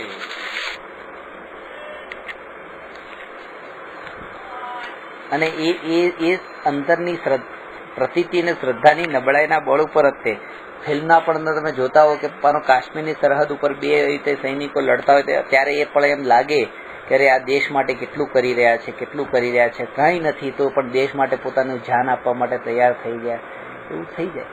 આ જોતા એ દ્રશ્ય જોતા એમ લાગે. ત્યાં પણ એ જોઈએ ને કે હા હું શું કરી રહ્યો છું આ સમયે, પોતાના ઉપર પાછી એક દ્રષ્ટિ કરવી, આ હું શું કરી રહ્યો છું. એનું કામ કરે છે, સૈનિકનું કામ કરે છે, તો જે રસ્તો મેં પકડ્યો છે હું મારું કામ કરું છું. એના ગોળી ખાવા પણ તૈયાર થઈ ગયો છે ત્યાં પોતાના કામ માટે થઈને કે ના હું આ કામ કરવું એટલે કરવું જ, તો હું મારા જ્ઞાતાપણા માટે શું કરું છું. આ હજી પોતે જ નિર્ણય નથી કરી શક્યા કે મારે શું કરવું છે. એને તો એ નિર્ણય કરી દીધો કે મારે આ લડાઈ જ લડવાની છે. અહીંયા દ્વિધામાં પડ્યો છે કે ખરેખર ધર્મ કરવો કે ખરેખર આ દુકાન સંભાળવી કે આ ઘર સંભાળવું કે ખરેખર શું કરવું ખબર નથી. હજી દ્વિધા છે. અને ક્યારેક સમાધાન કરે છે તો એવી રીતે કે અત્યારની ભૂમિકામાં આ પણ કરવું ને આ પણ કરવું, આનાથી અભ્યાસ પણ બેયના અંદર જેની ચાલ છે એની સ્પીડમાં અંતર છે કે જેટલો અધ્યાત્મમાં એ જેટલો સ્પીડથી ચાલે છે ને લોક વ્યવહારમાં જેટલું પુરુષાર્થ કરે છે વ્યવહારની સ્પીડ વધારે હોય, કેટલી વધારે કે આ 24 કલાકમાંથી કેટલો ટાઈમ એના માટે આપ્યો છે ને કેટલો ટાઈમ આના માટે આપ્યો. જ્યાં સુધી એને આ ઓવરટેક નહીં કરે.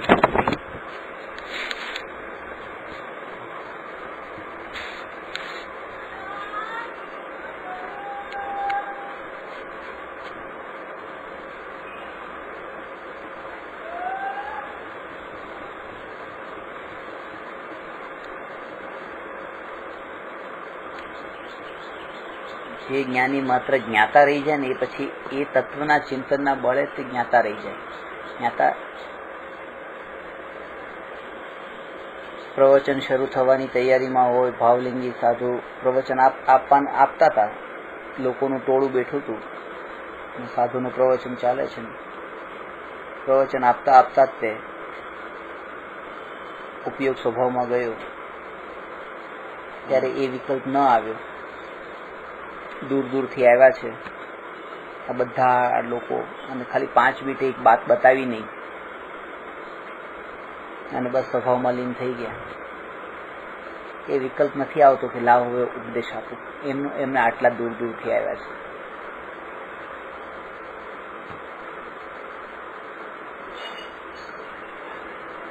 એ વિચાર નથી આવતો કારણ કે અંદરના ન્યાયક, કારણ કે આ તો ટોળા તો આવતા જ રહેવાના છે. બધાના વિકલ્પ કરતા રહેશે તો પછી પોતે સ્વભાવમાં ક્યારે જશે.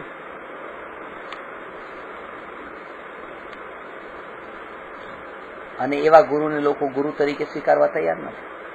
તમે અહીંયા આટલા દૂરથી આવતા હોય ને અહીંયા આવીને પણ માનો હું ચૂપચાપ બેઠો રહો 2 કલાક સુધી કઈ ન બોલું, તમે બીજી વખત આવશો ને કે આ ગુરુ કહેવાય, ખોટા ટાઈમ શું કામ આપે છે.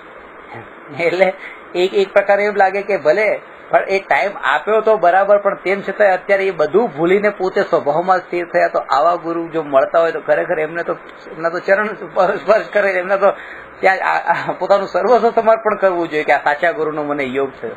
મિથ્યા દ્રષ્ટિને ત્યાં પોતાનો સ્વાર્થ આડો આવે છે એટલે જ તે સાચા ગુરુનો યોગ થતો હોય ત્યાં અટકી જાય છે.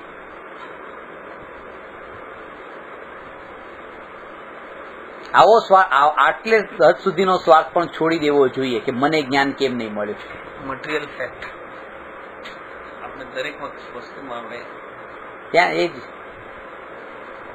શું મળી રહ્યું છે, મટીરિયલ શું છે.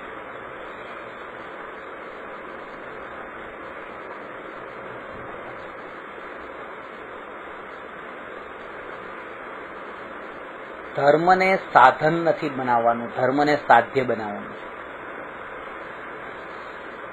મોક્ષ મારું સાધ્ય છે અને ધર્મ કરીને મારે મોક્ષે જવું છે, એમ નહીં.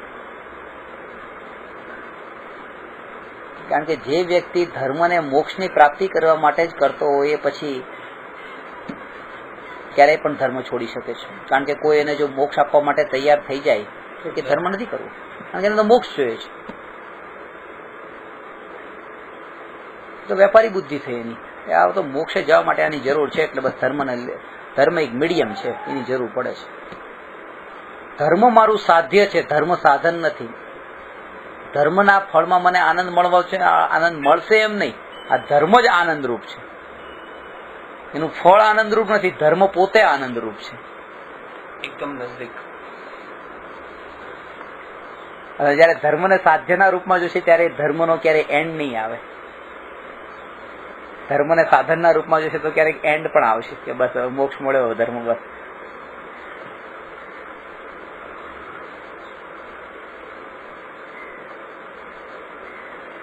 તપ કરવાનું છે, તપ એટલે નથી કરવાનું કારણ કે તપથી આપણને મોક્ષ સુખ મળશે. તપ જ સુખ સ્વરૂપ છે, તપ એ જ સુખરૂપ છે એવું જયારે લાગે તો એ તપને એને સાધ્ય બનાવ્યું, અને તપથી સુખ મળશે તો એને તપને સાધન બનાવ્યું છે.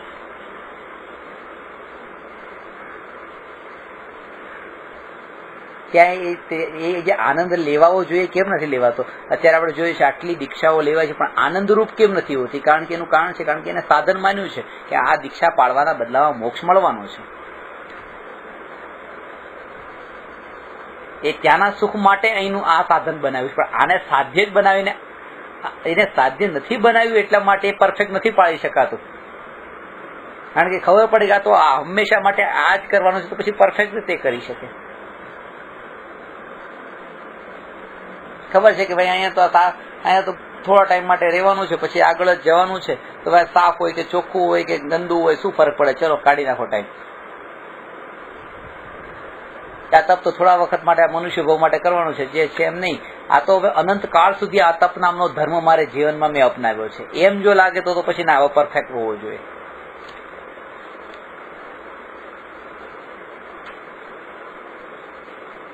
એક સંયોગ એવો છે ઉપચરિત અસદભૂત વ્યવહાર નહીંનો વિષય, અને એક સંયોગ છે અનુપચરિત અસદભૂત વ્યવહાર નહીંનો વિષય.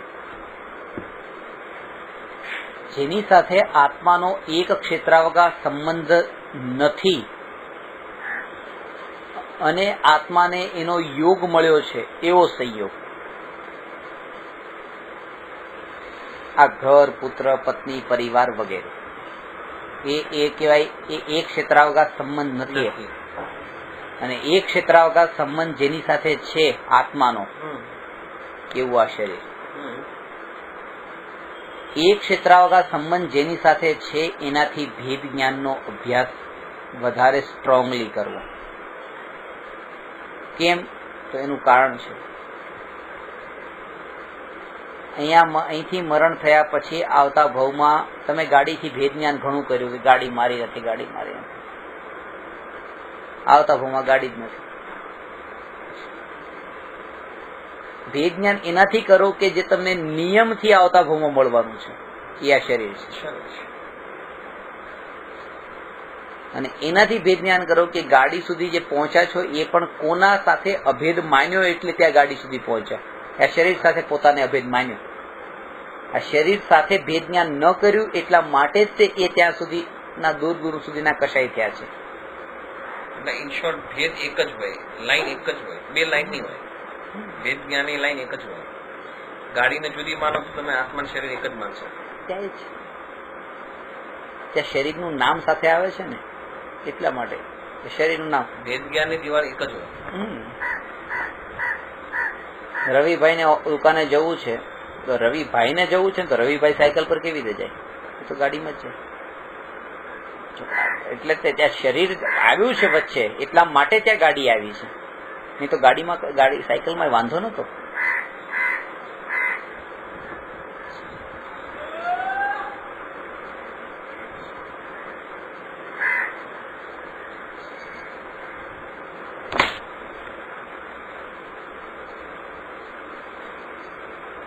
જે નામ સાથેની અભેદતા છે એના કારણે જ આ પરિગ્રહ ઉભો થવાનું કારણ આ જ છે. નામ સાથેનું તે ભેદ જ્ઞાન નથી એટલા માટે તો આ પરિગ્રહ ઉભો થયો છે.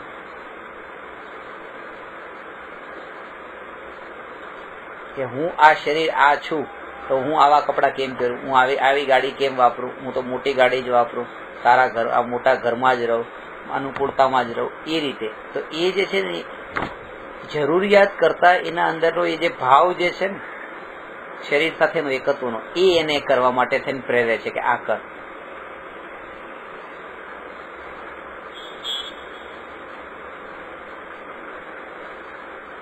જેટલી એને ત્યાં પ્રાયોરિટી એ પોતાની એ શરીર સાથેની એકત્વ બુદ્ધિની પ્રાયોરિટી ટળી હોય એટલી એના જીવનમાં પછી એ ઉદય અનુસાર એ વિચાર જેમ છે એમ. એક વખત ખબર આપણે બસમાં બેસી ગયા કે બસ ટેક્સી નથી મળી, બસમાં બેઠા તો એમ નહીં કે બસમાં નહીં બેસું. કોઈ જોઈ જાય તો કે આ ભાઈ બસમાં સફર કરે છે તો કરે છે. ત્યાં હવે ત્યાં સફર કર્યું એ ચારિત્રમાં જે આવ્યું એનો અર્થ જ એ છે કે હવે તમને એટલા અંશે એ નામનો ભાઈ નથી ફરક પડતો, ફરક નથી પડતો. પણ હા હજી સાયકલ લઈને બસમાં છે, સાયકલ લઈને નથી, ચાલતા જ કર્યું એવું સારું, સાયકલ લઈને નથી. તો જેટલા અંશે હજી ફરક પડતો હોય ને, કરોડપતિ ચાલતો જાય પણ સાયકલ લઈને તો ન જાય. પૂતગલોના કારણે પોતાને કેવા રૂપે માન્યો છે એ પછી એ કહેવાનો અહીંયા તો વાંધો નહીં, ચલો અહીંયા હું ન જાઉં, પણ કોઈ ન ઓળખતો હોય ત્યાં હું સાયકલથી સફર કરું, વાંધો નથી. ત્યાં પણ પાછો અલગ ફરક પડે છે. એટલે ત્યાં અંદરમાં પોતે પોતાના શરીર સાથેની જે અભેદતા એ જ એને પોતે પકડવાની છે. ખરેખર આપણે જગત માટે જ કેટલું જીવન જીવીએ છીએ અને આ પોતા માટે ખબર પડે છે પ્રત્યક્ષ કે જયારે એ વ્યક્તિ જ્યાં કોઈ ઓળખતું નથી ત્યાં આપણે ગમે તે રીતે ગમે તે રૂપમાં રહેતા હોઈએ, અહીંયા ઓળખાણ છે કે અહીંયા કેવું લાગશે. કપડા પણ લોકો માટે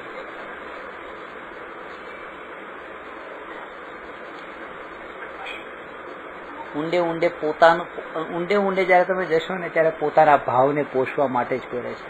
એનું કારણ તમને કહું કે લોકો માટે કપડાં પહેરતો હોય ને તો જયારે વૈરાગ્યનો ભાવ આવે ત્યારે લોકોનું ટોળું તો હોય છે પણ કપડાં નથી હોતા, કારણ કે જેના કારણે પહેરતો તો એ નથી, હવે એ ભાવ નથી. હવે ભાવ નથી, લોકોનું ટોળું તો છે એટલે લોકો માટે આ નથી પહેરતા, પોતાના ભાવ માટે પહેરે છે, પોતાના ભાવ માટે. અને ભાવને જ છોડવાના કીધા છે, લોકોને બદલાવા નથી.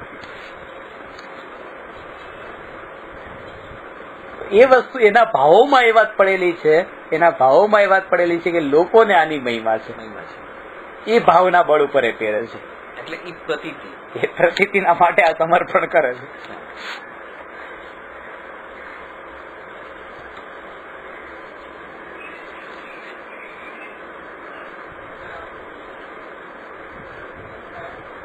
બધે ભાવોની પ્રધાનતા છે કે જયારે હવે માનો સાદા પહેર્યા કે માનો ફેશન વાળા પહેર્યા કે સ્ટાઇલ વાળા કપડા પહેર્યા કે પોતે તો પણ બધામાં એના ભાવો જ છે.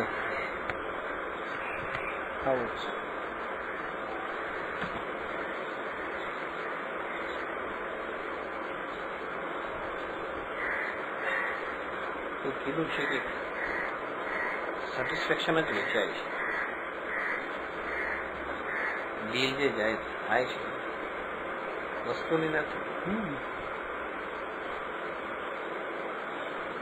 પોતાના ભાવોની દિલ થાય છે. ભાવ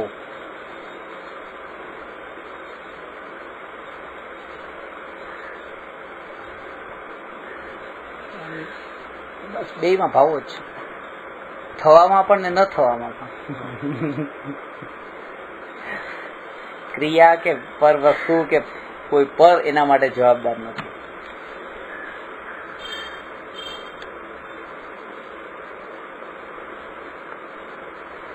વૃત્તિ આના અહીંયા એમ કે આ સિવેલું છે, હવે આ ભાગ જો આ ભાગ સારો લાગે છે, આ ભાગ કેવો લાગે છે, દોરા ધાગા નીકળેલા છે. આ શરીર માટે આ શરીર એને તો એવું રાખ્યું અડાડીને કે જે દોરા ધાગા વાળું, અને બાર દુનિયા માટે એવું રાખ્યું ચોખ્ખું સરસ વ્યવસ્થિત.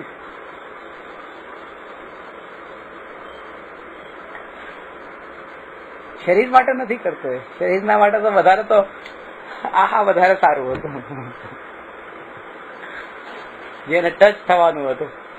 જે ટચ થાય છે અંદરમાં વાગતું હોય ક્યારેક ક્યારેક, કોઈ કોઈ તો એવી રીતે કિનારીઓ એવી રહી ગઈ હોય સિલાઈમાં, તો પણ અને ત્યાં પણ જગત માટે એવા નથી કરતો, ત્યાં પણ એ પોતાનો ભાવ એવો છે કે હું આ રીતે વર્તું, એટલે પોતાના ભાવની પૂર્તિ માટે.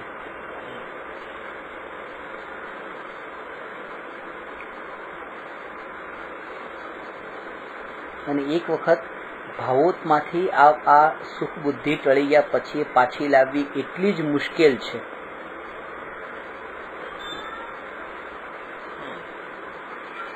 જેટલું અભવ્ય ને સમ્યક દર્શન પ્રગટ થવું દુર્લભ છે,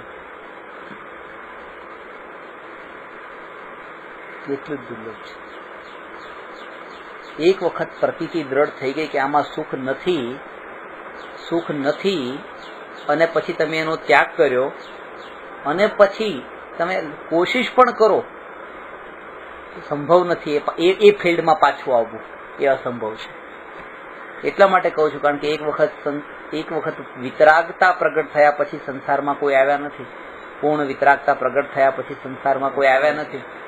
અસંભવ છે.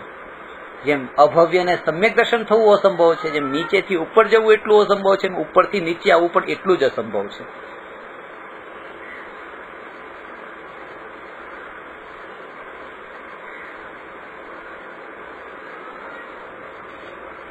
જે કાંઈ પુરુષાર્થ છે બુદ્ધિપૂર્વકનો અહીંયા જ છે, પછી તો આગળ સહજ.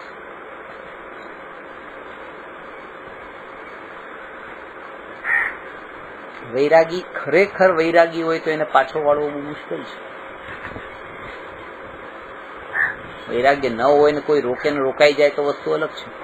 પછી ભલે એમ કે આના કારણે રોકાઈ ગયો, બાકી તો એ પોતાના રાગથી જ રોકાયો છે.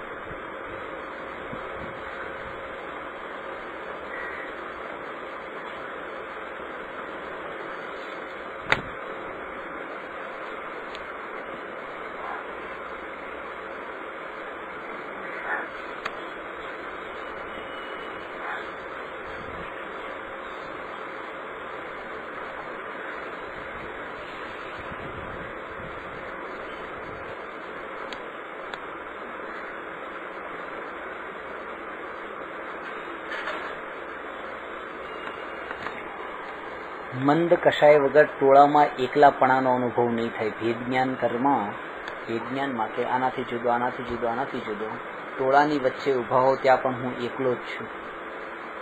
મંદ કશાય વગર નહીં થાય. કશાયોની તીવ્રતામાં તો જ્ઞેયો જ જણાશે, અને જ્ઞેયો જણાશે, સામેની વસ્તુઓ જણાશે. એમાં પોતે હું આ બધાથી જુદો એવું ક્યાં જણાય?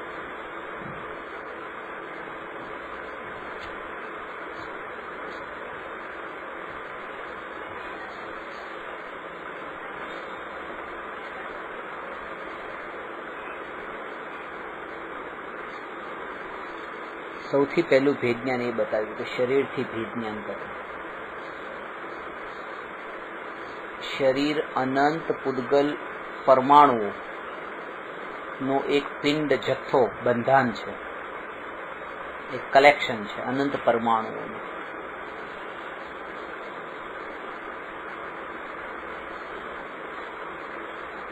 અને એનાથી ભેદ જ્ઞાન દર્પણની સામે જોઈએ ત્યારે એ રીતે કરવાનું. આ દેખાય તે હું નહીં, દેખાય તે હું નહીં, દેખાય તે હું નહીં.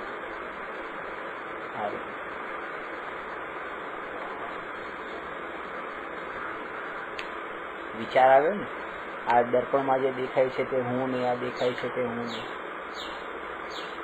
એ એટલા માટે એ નથી કરવાનું કારણ કે બીજું પણ દર્પણમાં ઘણું બધું દેખાય છે.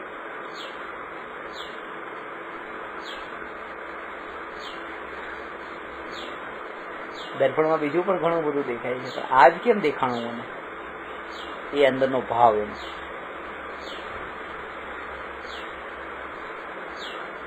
કે હું છું એ પ્રકટ કરે છે. દર્પણની સામે જાય છે, દર્પણની સામે બીજી કેટલી વસ્તુ હોય છે એને નથી દેખતો, આ પોતાને જ દેખે છે. કેમ?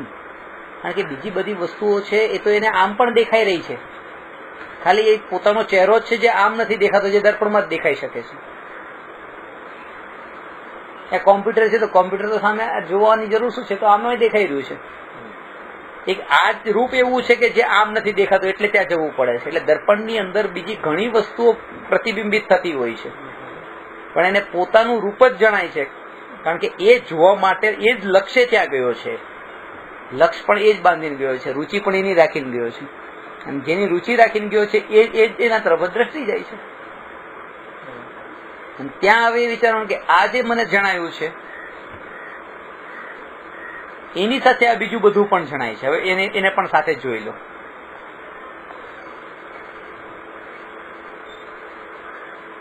જેવી રીતે ટેબલ ખુરશી પણ દર્પણમાં જણાયા છે, એવી રીતે શરીર પણ દર્પણમાં જણાયું છે. અને આ બધું જણાયું છે એવું જે જાણનાર છે એ એક દર્પણમાં પ્રતિબિંબિત નથી થયું, એ હું છું. આ શરીર હું નથી, શરીર હું નથી જે દર્પણમાં પ્રતિબિંબિત થયેલું શરીર એ હું નથી એવો જેને ભાવ થયો, એ ભાવ થયો જેને, એ હું છું.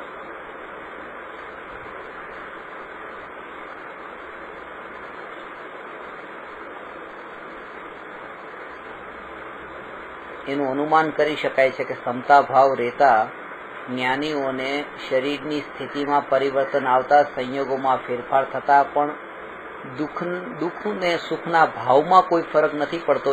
એના ઉપરથી જ માપી શકાય કે એ તત્વનું ચિંતન વારંવાર ચાલુ હોય છે, નિરંતર ચાલુ હોય છે. એના બળ ઉપર એ અસર નથી થતી.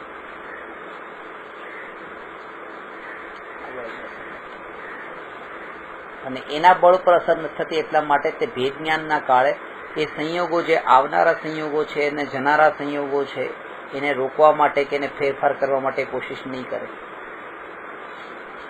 નદીનો પાણીનો વહેતો પ્રવાહ હોય, બસ ટળી જાય ત્યારે એને માત્ર નદીના પાણીનો વહેતો પ્રવાહ હોય ને પાણીને રોકવાનું કામ એ જેવી એ મૂર્ખતા લાગે કે તો વહેતો પ્રવાહ છે તો વહેવાનો છે.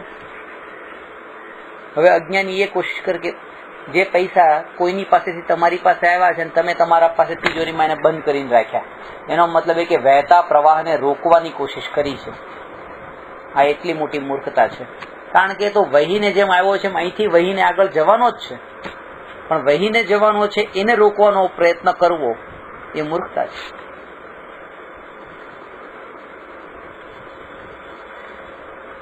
અને શું થાય છે ખબર છે કે નદીના પાણીના વહેતા પ્રવાહને રોકવા માટે એ વ્યક્તિ ઊભો છે અને પાણીનો પ્રવાહ તો રોકાતો નથી, પોતે ફેંકાઈ જાય છે એ પ્રવાહની સાથે.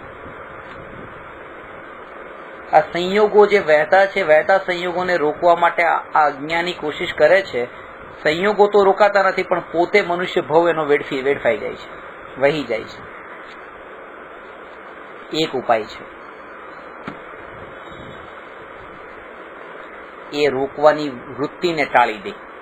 અને રોકવાની વૃત્તિ જો ટળી ગઈ હોય તો પછી એ નદીના વચ્ચે શું કામ ઉભો રહે? એ નદીમાંથી બહાર નીકળીને કિનારા ઉપર આવી જાય અને પછી જે પાણી વહી રહ્યું છે એને માત્ર જોવે. એવી રીતે જીવ સંયોગોથી પોતે ભેદ જ્ઞાન કરે અને પછી એ સંયોગો જેમ આવે છે જાય છે એમ એને જોવે, કિનારા ઉપર બેસી માત્ર જોવે. અને એક સ્થિતિ જ્યારે એવી આવે છે કે એ પણ પછી એ શું કામ જોવે? જ્યારે એને રોકવું જ નથી તો પછી એને શું કામ જોવે? ત્યારે પછી એ પોતે પોતાને જ જોવે છે. ત્યારે એક સ્થિતિ એવી આવે છે કે સંયોગોને પણ એ પર્યાય જે છે, પર્યાય જે ક્રમથી વહી રહી છે એવી ક્રમબદ્ધ પર્યાયને પણ છોડીને પછી એ પોતાના આત્મા તરફ દ્રષ્ટિ કરે છે. રોકવાનો ભાવ તો ટળી ગયો. રોકવાનો ભાવ ટળી ગયા પછી એને પણ જોવી નથી હવે, જેને રોકવાનો ભાવ ટળી ગયો છે, જે પર્યાયોને રોકવાનો ભાવ ટળી ગયો છે.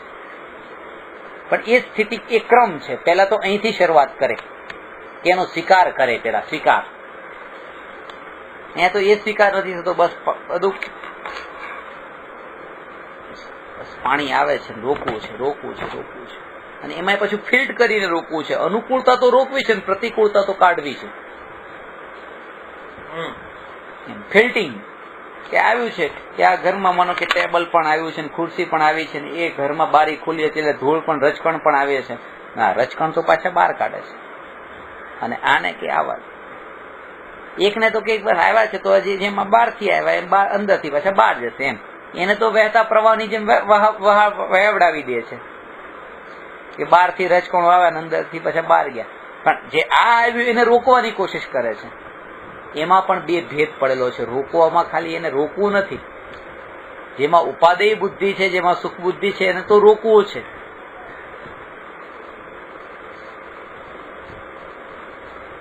એમાં વધારે ગડમથલમાં પડી જાય છે.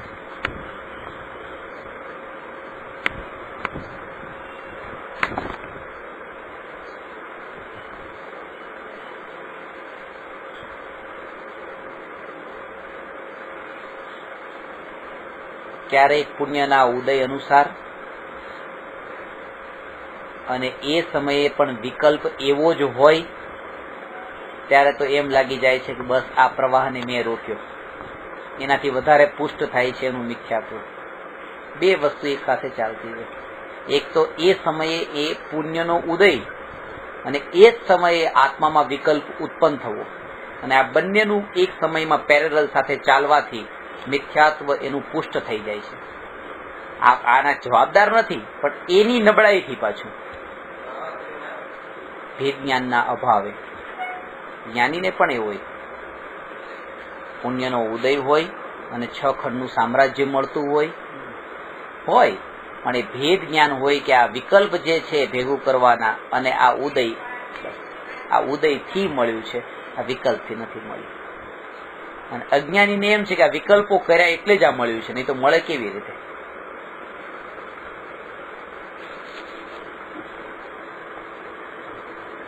આ 100% થાય ત્યારે જ કામ આવે.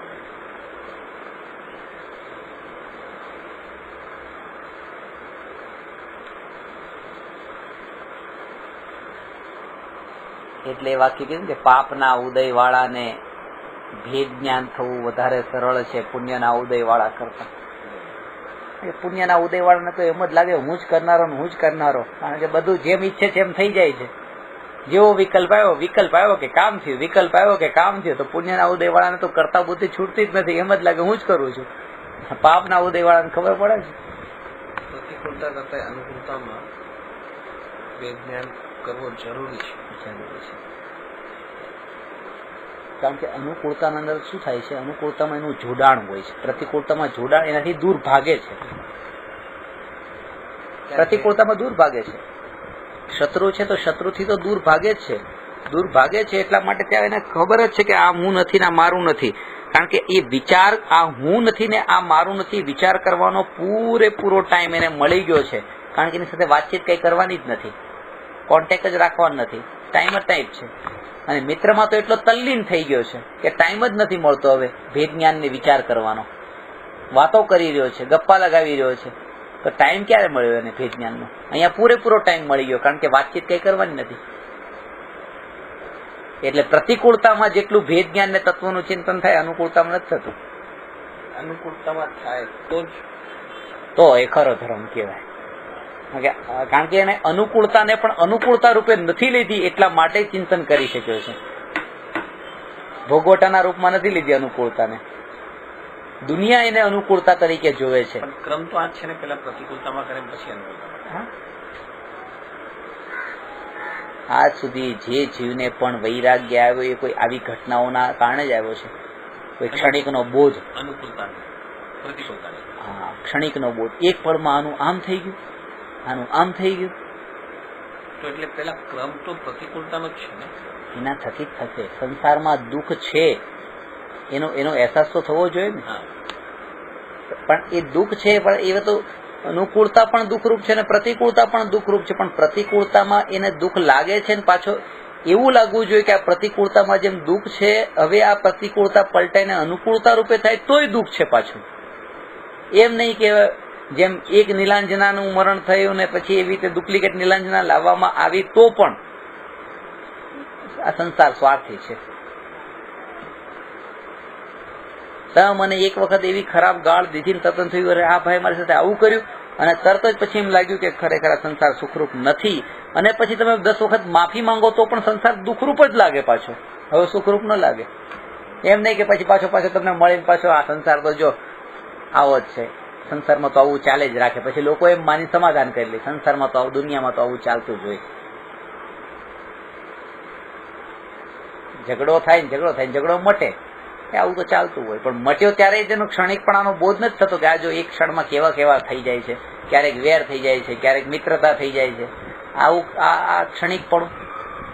ત્યાં નદીનો પાણીનો વહેતો પ્રવાહ યાદ રાખવાનો, આ એક પળમાં બધું વહી જાય છે, આ વહી ગયું, મારે ખાલી જોવાનું છે કિનારા પર બેસી.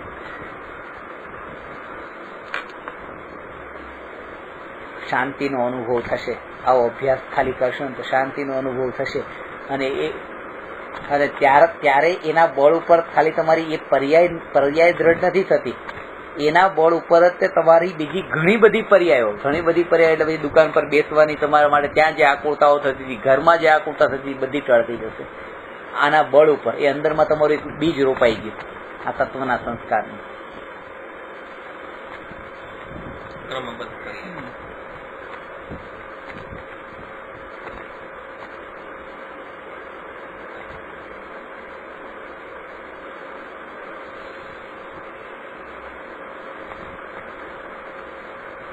પછી પલટો આવશે કે પલટો આવશે એ વાત નહીં, પલટા ઉપર દ્રષ્ટિ નથી રહેતી કે આ પલટો આવ્યો એટલે પેલા હું આવો હતો ને હવે હું આવો થઈ ગયો એમ નહીં.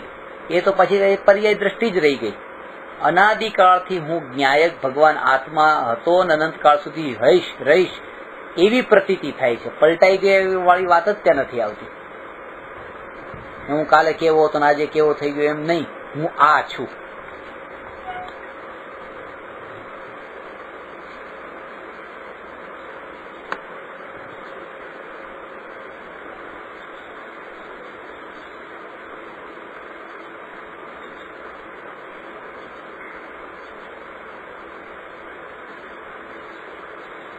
એટલા માટે સાધનાની વિધિમાં શરૂઆતમાં તે બતાવ્યું છે કે અનંત સિદ્ધોની સાક્ષીએ સાધનાની શરૂઆત કરવી.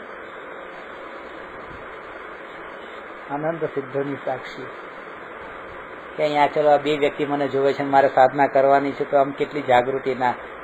અનંત સિદ્ધ પરમાત્માની હાજરીમાં હું આ સાધનાની શરૂઆત કરું છું, એટલો ઈમાનદારીની શરૂઆત કરે.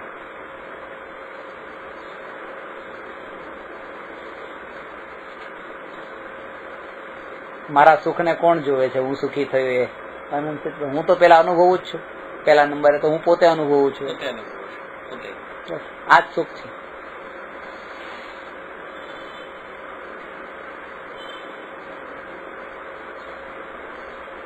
અને આવું ચિંતન છે ને પછી છે ને તમારી સામે એક ઓપ્શન આવે, એક પ્રોપર્ટી છે આજે 80 લાખમાં મળે છે ને પછી કરોડ થઈ જવાના છે 3 મહિનામાં, એટલે જવાય.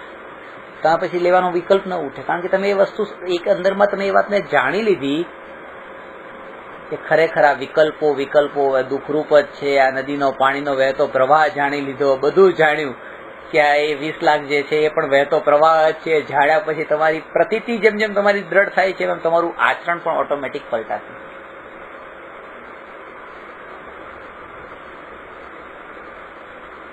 પછી વિષયોમાં પડવાની ભાવનાઓ પણ ટળતી જશે.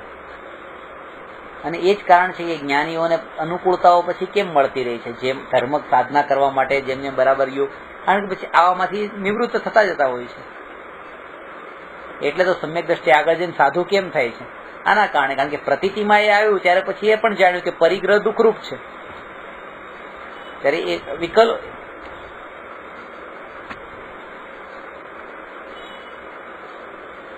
ઝંઝટ જ છે, એ બધી એવી લાગે છે કે પરિગ્રહ જેટલો વધ્યો તરત પછી એનાથી નિવૃત્ત થવા માટે અભ્યાસ કરો. સંતોષવાળી વૃત્તિ અંદરમાં પ્રગટી.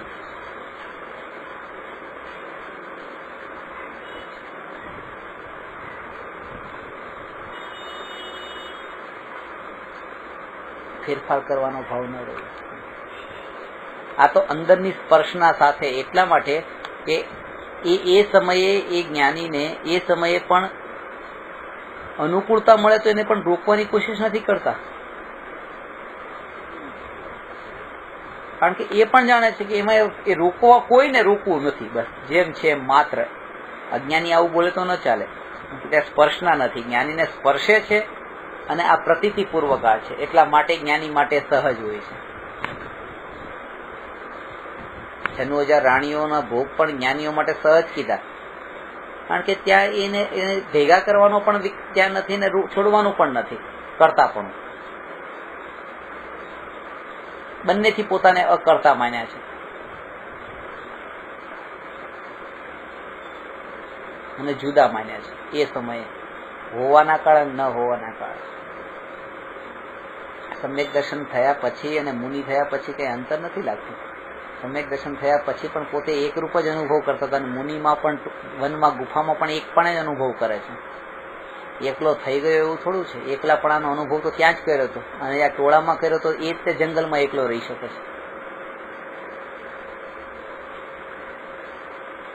હા, ટોળાની વચ્ચે પોતાને માન્યો હોય તો એમ લાગશે કે હું એકલો પડી ગયો, ત્યાં રહી ન શકે. અહીંયા એટલો દ્રઢ થયો હોય પોતે, અહીંયા એટલો પોતે દ્રઢ શ્રદ્ધાની થયો હોય કે અહીંયા પણ એક જ છું ને એક જ છું, એવી દ્રઢતાના બળ ઉપર ત્યાં પછી એકલાપણું સહજ પડાય છે. એકલાપણા વાળું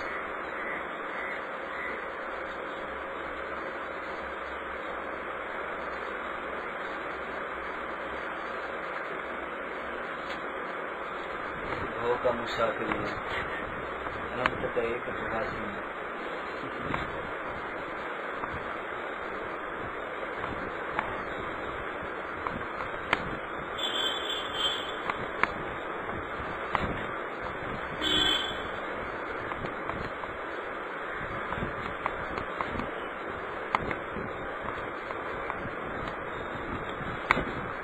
પેલાના ફિલ્મના ગીતો ને એ પણ જે હતા એમાં કઈક એવો ભાવ આવે, મુझसे पहले कितने शायर आए और आके चले गए. એટલે આમ એમ લાગે આમાં ક્યાંક તત્વ કેટલું છુપાયેલું છે કે આવા તો કેટલાય આવે ને ગયા ને બોલતી વખતે પણ. હા, મુझसे बेहतर सुनने वाले. તો એના ઉપરથી જેમ જેમ કાળ નીચે જાય ત્યારે આપણે એમ જોઈએ કે આટલા વર્ષોમાં જો તમે આટલી સંસ્કૃતિમાં આવું પરિવર્તન આવે છે, ખરેખર આપણે તો કેટલું સાવચેત ને કેટલા ભાગશાળી, મહાભાગશાળી કે આ વસ્તુ મળી ગઈ પાછી, કે જે આખી દુનિયામાં બસ વિષયના ભોગો ને કઈ વાત જ નથી. આજથી ખાલી 50 વર્ષ પહેલા પણ જોયું તો હિરોઈન બેઠી હોય દૂર પથ્થર પર, હીરો બેઠો હોય બીજા પથ્થર ઉપર ને બસ દૂરથી જ ગીતો ગાતા હોય. એકબીજાને કાંઈ હાથ પણ લગાડવાનું નહીં, આવે એકબીજાથી નજીક પણ આવે નહીં. પણ ત્યાં વિષયોનો એટલે કશાય તો આટલો જ હતો, પણ ત્યાં વિવેક હતો. જે વિવેક પણ, અને વિવેક વગર તો ધર્મ પચે પણ નહીં. કેમ બેસવું, કેમ બોલવું, કેમ ચાલવું, કેમ ખાવું પીવું,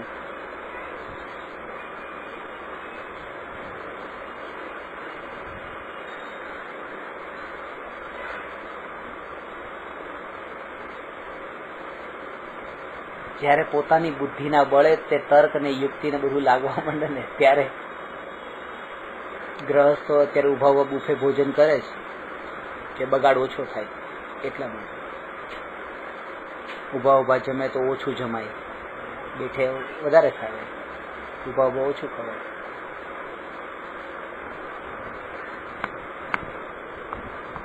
આટલું પોતાનું એ વાપર્યું, પણ ત્યાં પછી એ કે ભાઈ આ ગ્રહસ્થ જીવનને માટે આ યોગ્ય નથી, પાછું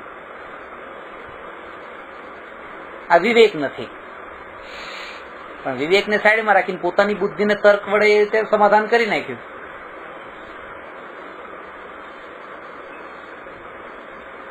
અમુક અમુક વસ્તુ એવી છે ને કે સર્વજ્ઞ ભગવાનના વચનોમાં પોતાના તર્કની યુક્તિ ન લડાવવામાં જીવનું વધારે હિત થાય છે. લડાવે તો અહિત થવાના ચાન્સ વધારે છે.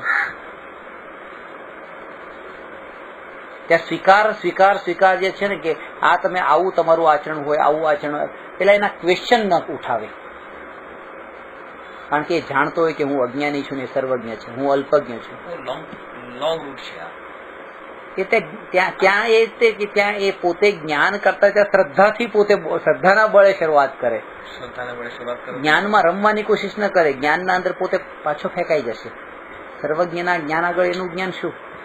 પણ હા, શ્રદ્ધાથી જો કરે તો સર્વજ્ઞની શ્રદ્ધા એવી શ્રદ્ધા એની થઈ શકે છે અત્યારે પણ, એક સમયમાં સમ્યક દર્શન થઈ શકે છે. ચિંતનમાં પણ એ જ વાત આવતી હોય છે, જે શ્રદ્ધા જ્ઞાનમાં આવ્યું એની શ્રદ્ધા, જે સર્વજ્ઞે કીધેલું હોય એ પ્રમાણે જ એ પ્રમાણે તે ચિંતનની ધારા એવી ચાલે.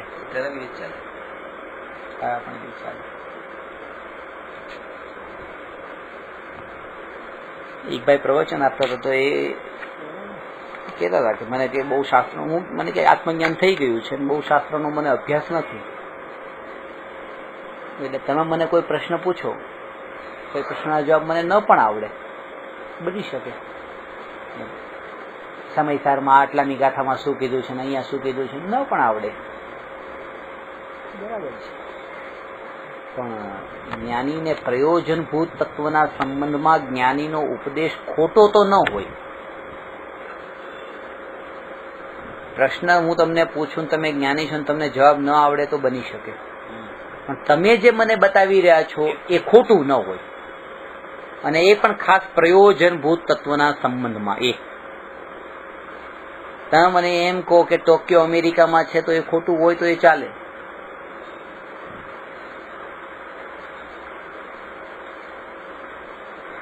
પણ શરીરના પ્રદેશ ઉપર જ આત્માના પ્રદેશો છે તો એમ કહો તો ન ચાલે. પ્રયોજનભૂત તત્વના સંબંધમાં જ્ઞાનીનો ઉપદેશ અયથાર્થ ન હોય. એ પછી શું કહે મને ખબર નથી. ખબર હોય જ, પ્રયોજનભૂત તત્વનું સમજણ થઈ એટલે તો જ્ઞાની થયા. એ ન હોય એવું બને નહીં. હા, એ વસ્તુ અલગ છે, પોતે સાધના કરવી અને બોલે નહીં એ વસ્તુ અલગ છે, પણ અંદરમાં તો એ જાણતા હોય ને માનતા હોય, એનું પૂરું રહસ્ય પોતે. ને તો પછી બીજામાં જ્ઞાનીમાં અંતર જ શું? અંતર એ છે કે ત્યાં પોતે અનુભવી રહ્યા છે, અનુભવી ચૂક્યા છે, અને જવાબ છે જ્ઞાની પાસે, દરેક પ્રશ્નોનો જવાબ છે.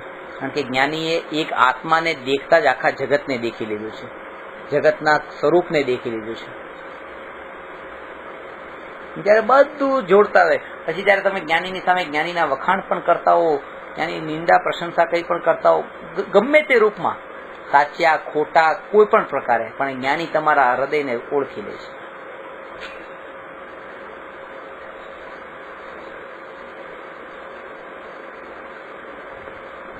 ઓળખી લેવાનો અર્થ પછી એવો નથી કે તમે કયા ભાવથી તમે બધું કરો. ઓળખી લેવાનો મતલબ કે આ સંસારનું આ એક સ્વરૂપ છે, આવું સંસારમાં ચાલતું હોય, પ્રશંસા નિંદા આવું બધું, એમ એ સ્વભાવથી ઓળખી લે છે. ભેદ જ્ઞાન કરીને.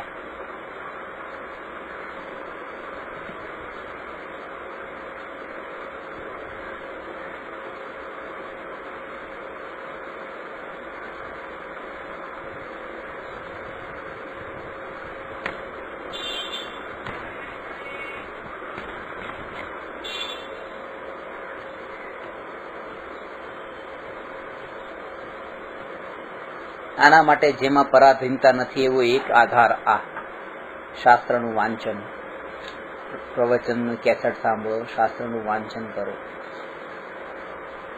ખરેખર બહુ ઉપયોગમાં આવે છે. કારણ કે ઉપયોગ બહુ ભમે છે. ઉભા થયા પછી તમે ઉપયોગ શું? કારણ કે અંદર બધું દબાવેલું હતો ને, એ કશાય બધો ઉભરો આવવાનો જ છે. તો અને અજીત તત્વનું ચિંતન કરીને જયારે પડેલો હોય ત્યારે પડેલાના કાળે જયારે ઘટના ઘટે ત્યારે એ કચરો નીકળતો જશે.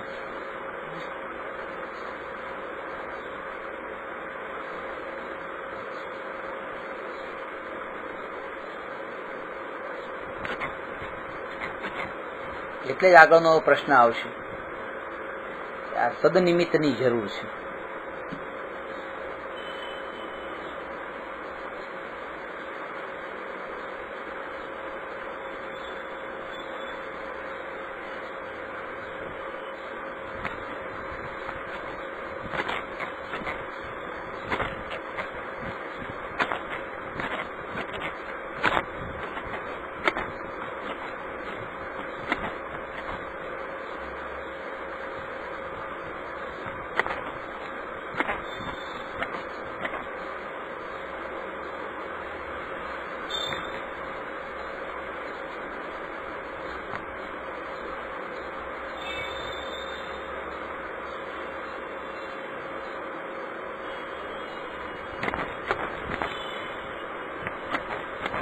જગતથી જેટલું ઉદાસીન થાય એ પરથી ભેદ જ્ઞાન થયું એટલે જગતથી ઉદાસીન થયું.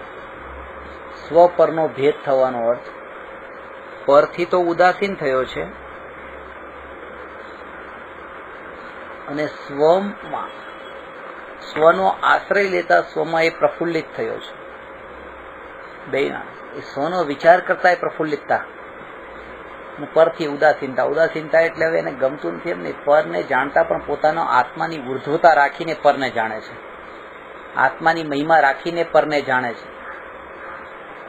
એટલે જે જ્ઞેય જણાય છે એ જ્ઞેય જ્ઞાયકની જ મહિમા જણાય છે.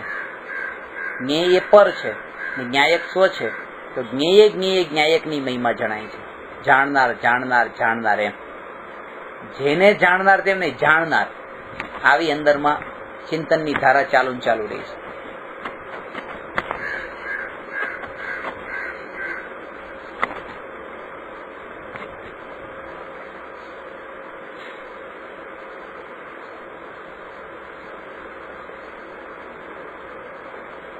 જ્ઞાનીના જીવનમાં પછી એવા નિમિત્તો પણ આવતા નથી. એમ કહેવાનો અર્થ એ છે કે જ્ઞાનીઓને એ નિમિત્તોની અસર થતી નથી. નિમિત્તો તો આવતા હોય છે, દુકાન પર પણ બેઠા હોય, ઓફિસમાં પણ જતા હોય, તો નિમિત્તો ત્યાં લોકોને મળવાનું આ બધું થતું હોય. કે જેની દ્રષ્ટિ પલટાઈ ગઈ તો કે સૃષ્ટિ પલટાઈ ગઈ, એટલે પછી ત્યાં પછી પોતે નિમિત્તો આવ્યા હોય તો પણ જે પહેલા અસર કરવા વાળા નિમિત્તો હતા એનાથી પણ વધારે નિમિત્તો ઊંચા આવ્યા હોય અસર કરનારા, પણ હવે અસર નથી થતી. એના કારણે એમ થાય છે કે બસ જ્ઞાનીને બહુ તકલીફો ઓછી આવે છે. તકલીફો નથી આવતી એમ નહીં, નિમિત્તો તો એવા જ આવતા હોય અજ્ઞાનીઓની જેમ જ. એટલે ગ્રહસ્થ દશામાં હોય તો એવી રીતે બધેમાં સંયોગો તો રહેવાના જ છે એવા, સંયોગોની અસર નથી હોતી. એટલા માટે થઈને જ્ઞાનીને સંયોગોથી નિવૃત્ત થયા એમ કહેવાય છે.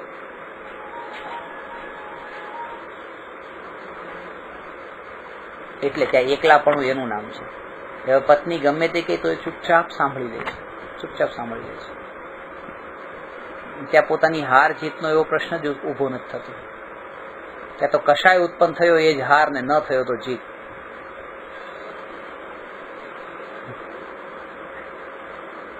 એને મને આ કીધું, હું એને આ જો ન કહું તો હું હારી ગયો એમ નહીં. જો કશાય થઈ ગયો, બોલી દીધું તો પછીની વાત છે.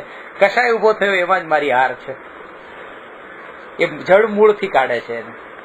નહીં બોલું એમ નહીં, તો પાછો કશાય તો થતો જ હોય. કશાય ઉત્પન્ન ન થવો એમાં જ મારી ચીજ છે. એટલે એમ કહેવાય કે જ્ઞાની અને અજ્ઞાની વચ્ચે જયારે સંઘર્ષ થાય તો કે અજ્ઞાનીની જીત થાય છે અને જ્ઞાનીની હાર થાય છે. કારણ કે સંઘર્ષ તો કશાયોથી થાય છે અને જ્ઞાનીઓમાં એવો કશાય હોતો નથી કે જેના કારણે સંઘર્ષ લાંબો ટકાવે ચાલે. અજ્ઞાની એ કશાય પકડીને રહી એ વખતે એને આનંદ પણ આવે કે જો મેં એમને કઈ ન ચાલ્યું, જો એ ખુશ થતો હોય. અને જ્ઞાન એ પોતાના કરતાપણાથી ખુશ થતા હોય, જ્ઞાની અકર્તા ભાવનું વેદન કરીને ત્યાં ખુશ થતા હોય. અંતર શું કે અજ્ઞાની એ પરમાં સુખ માન્યું કે જો આ મને કઈ બોલ્યા નહીં, ચૂપ થઈ ગયા. અને જ્ઞાની પોતાના સ્વભાવમાંથી સુખ માનતા હોય, એ ખરું સુખ લેતા હોય, આ પરમાંથી સુખ લેતો હોય.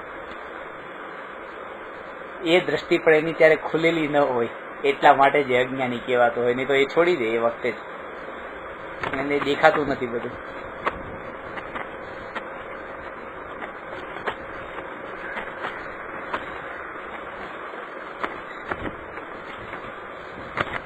તો આ રીતે ભેદ જ્ઞાનની પ્રક્રિયા ઉપર ચર્ચા કરી.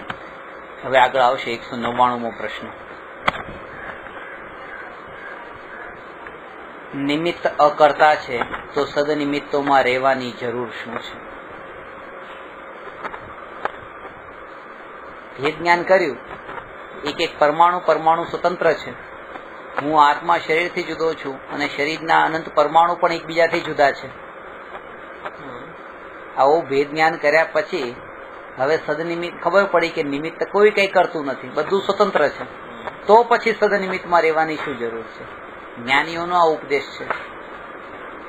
અરે સદનિમિત્તોમાં રહેવાનું તો નથી કીધું, ન હોય તો સદનિમિત્તોને શોધવાનું કીધું છે. કૃપાળુદેવે જ કીધું છે સદગુરુની શોધ કર. તો શા માટે કીધું આ? અજ્ઞાની માટે છે. જ્ઞાની માટે જ્ઞાની માટે પણ છે, જ્ઞાની માટે પણ છે. જ્ઞાની કેમ વનમાં રહે છે, અહીંયા કેમ નથી રહેતા? એ સદનિમિત્તોમાં કેમ રહે છે, આ નિમિત્તોમાં કેમ નથી રહેતા? શુદ્ધમાં જવા માટે. જ્યાં સુધી હજી નિમિત્ત વાળી અસર છે, જ્યાં સુધી રાગનો અંશ પણ છે ને ત્યાં સુધી એ સદનિમિત્ત. આ અકર્તાવાદ નો સિદ્ધાંત સમજાવનારા કુંદકુંદાચાર્ય આ વાત કહે છે પાછી. એટલે આવા હવે સમજવાનું કે કેટલું રહસ્ય હોય છે જ્ઞાનીઓના વચનમાં, કે એક બાજુ એમ કે નિમિત્ત પરમાણુ સ્વતંત્ર, બીજી બાજુ એમ પણ કે આ પણ કરો, આ પણ કરો, આ પણ કરો, આ પણ કરો. દેવદર્શન, પૂજા, ભક્તિ, વ્રત,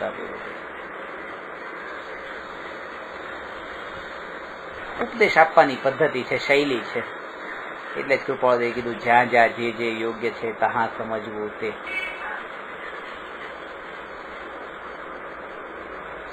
અને તમારામાં એ કળા છે, શક્તિ છે, એટલે જ આ તમને ઉપદેશ આપવામાં આવ્યો છે. ટોડરમલજી કહે છે તમને એમ લાગે આવું બધું તો હવે અમારામાં ક્યાં બધી કળા? તમારામાં છે એટલે તમને કીધું. એકેન્દ્રિય આદિમાં નથી એટલે એને ઉપદેશ નથી આપ્યો, આ તમને જ આપ્યો છે. એટલે આજથી જ પુરુષાર્થ શરૂ કરો. નમો અરહંતાણમ નમો સિદ્ધાણમ નમો આયરિયાણમ નમો ઉવજ્જાયાણમ નમો લોએ સૌવસાહુ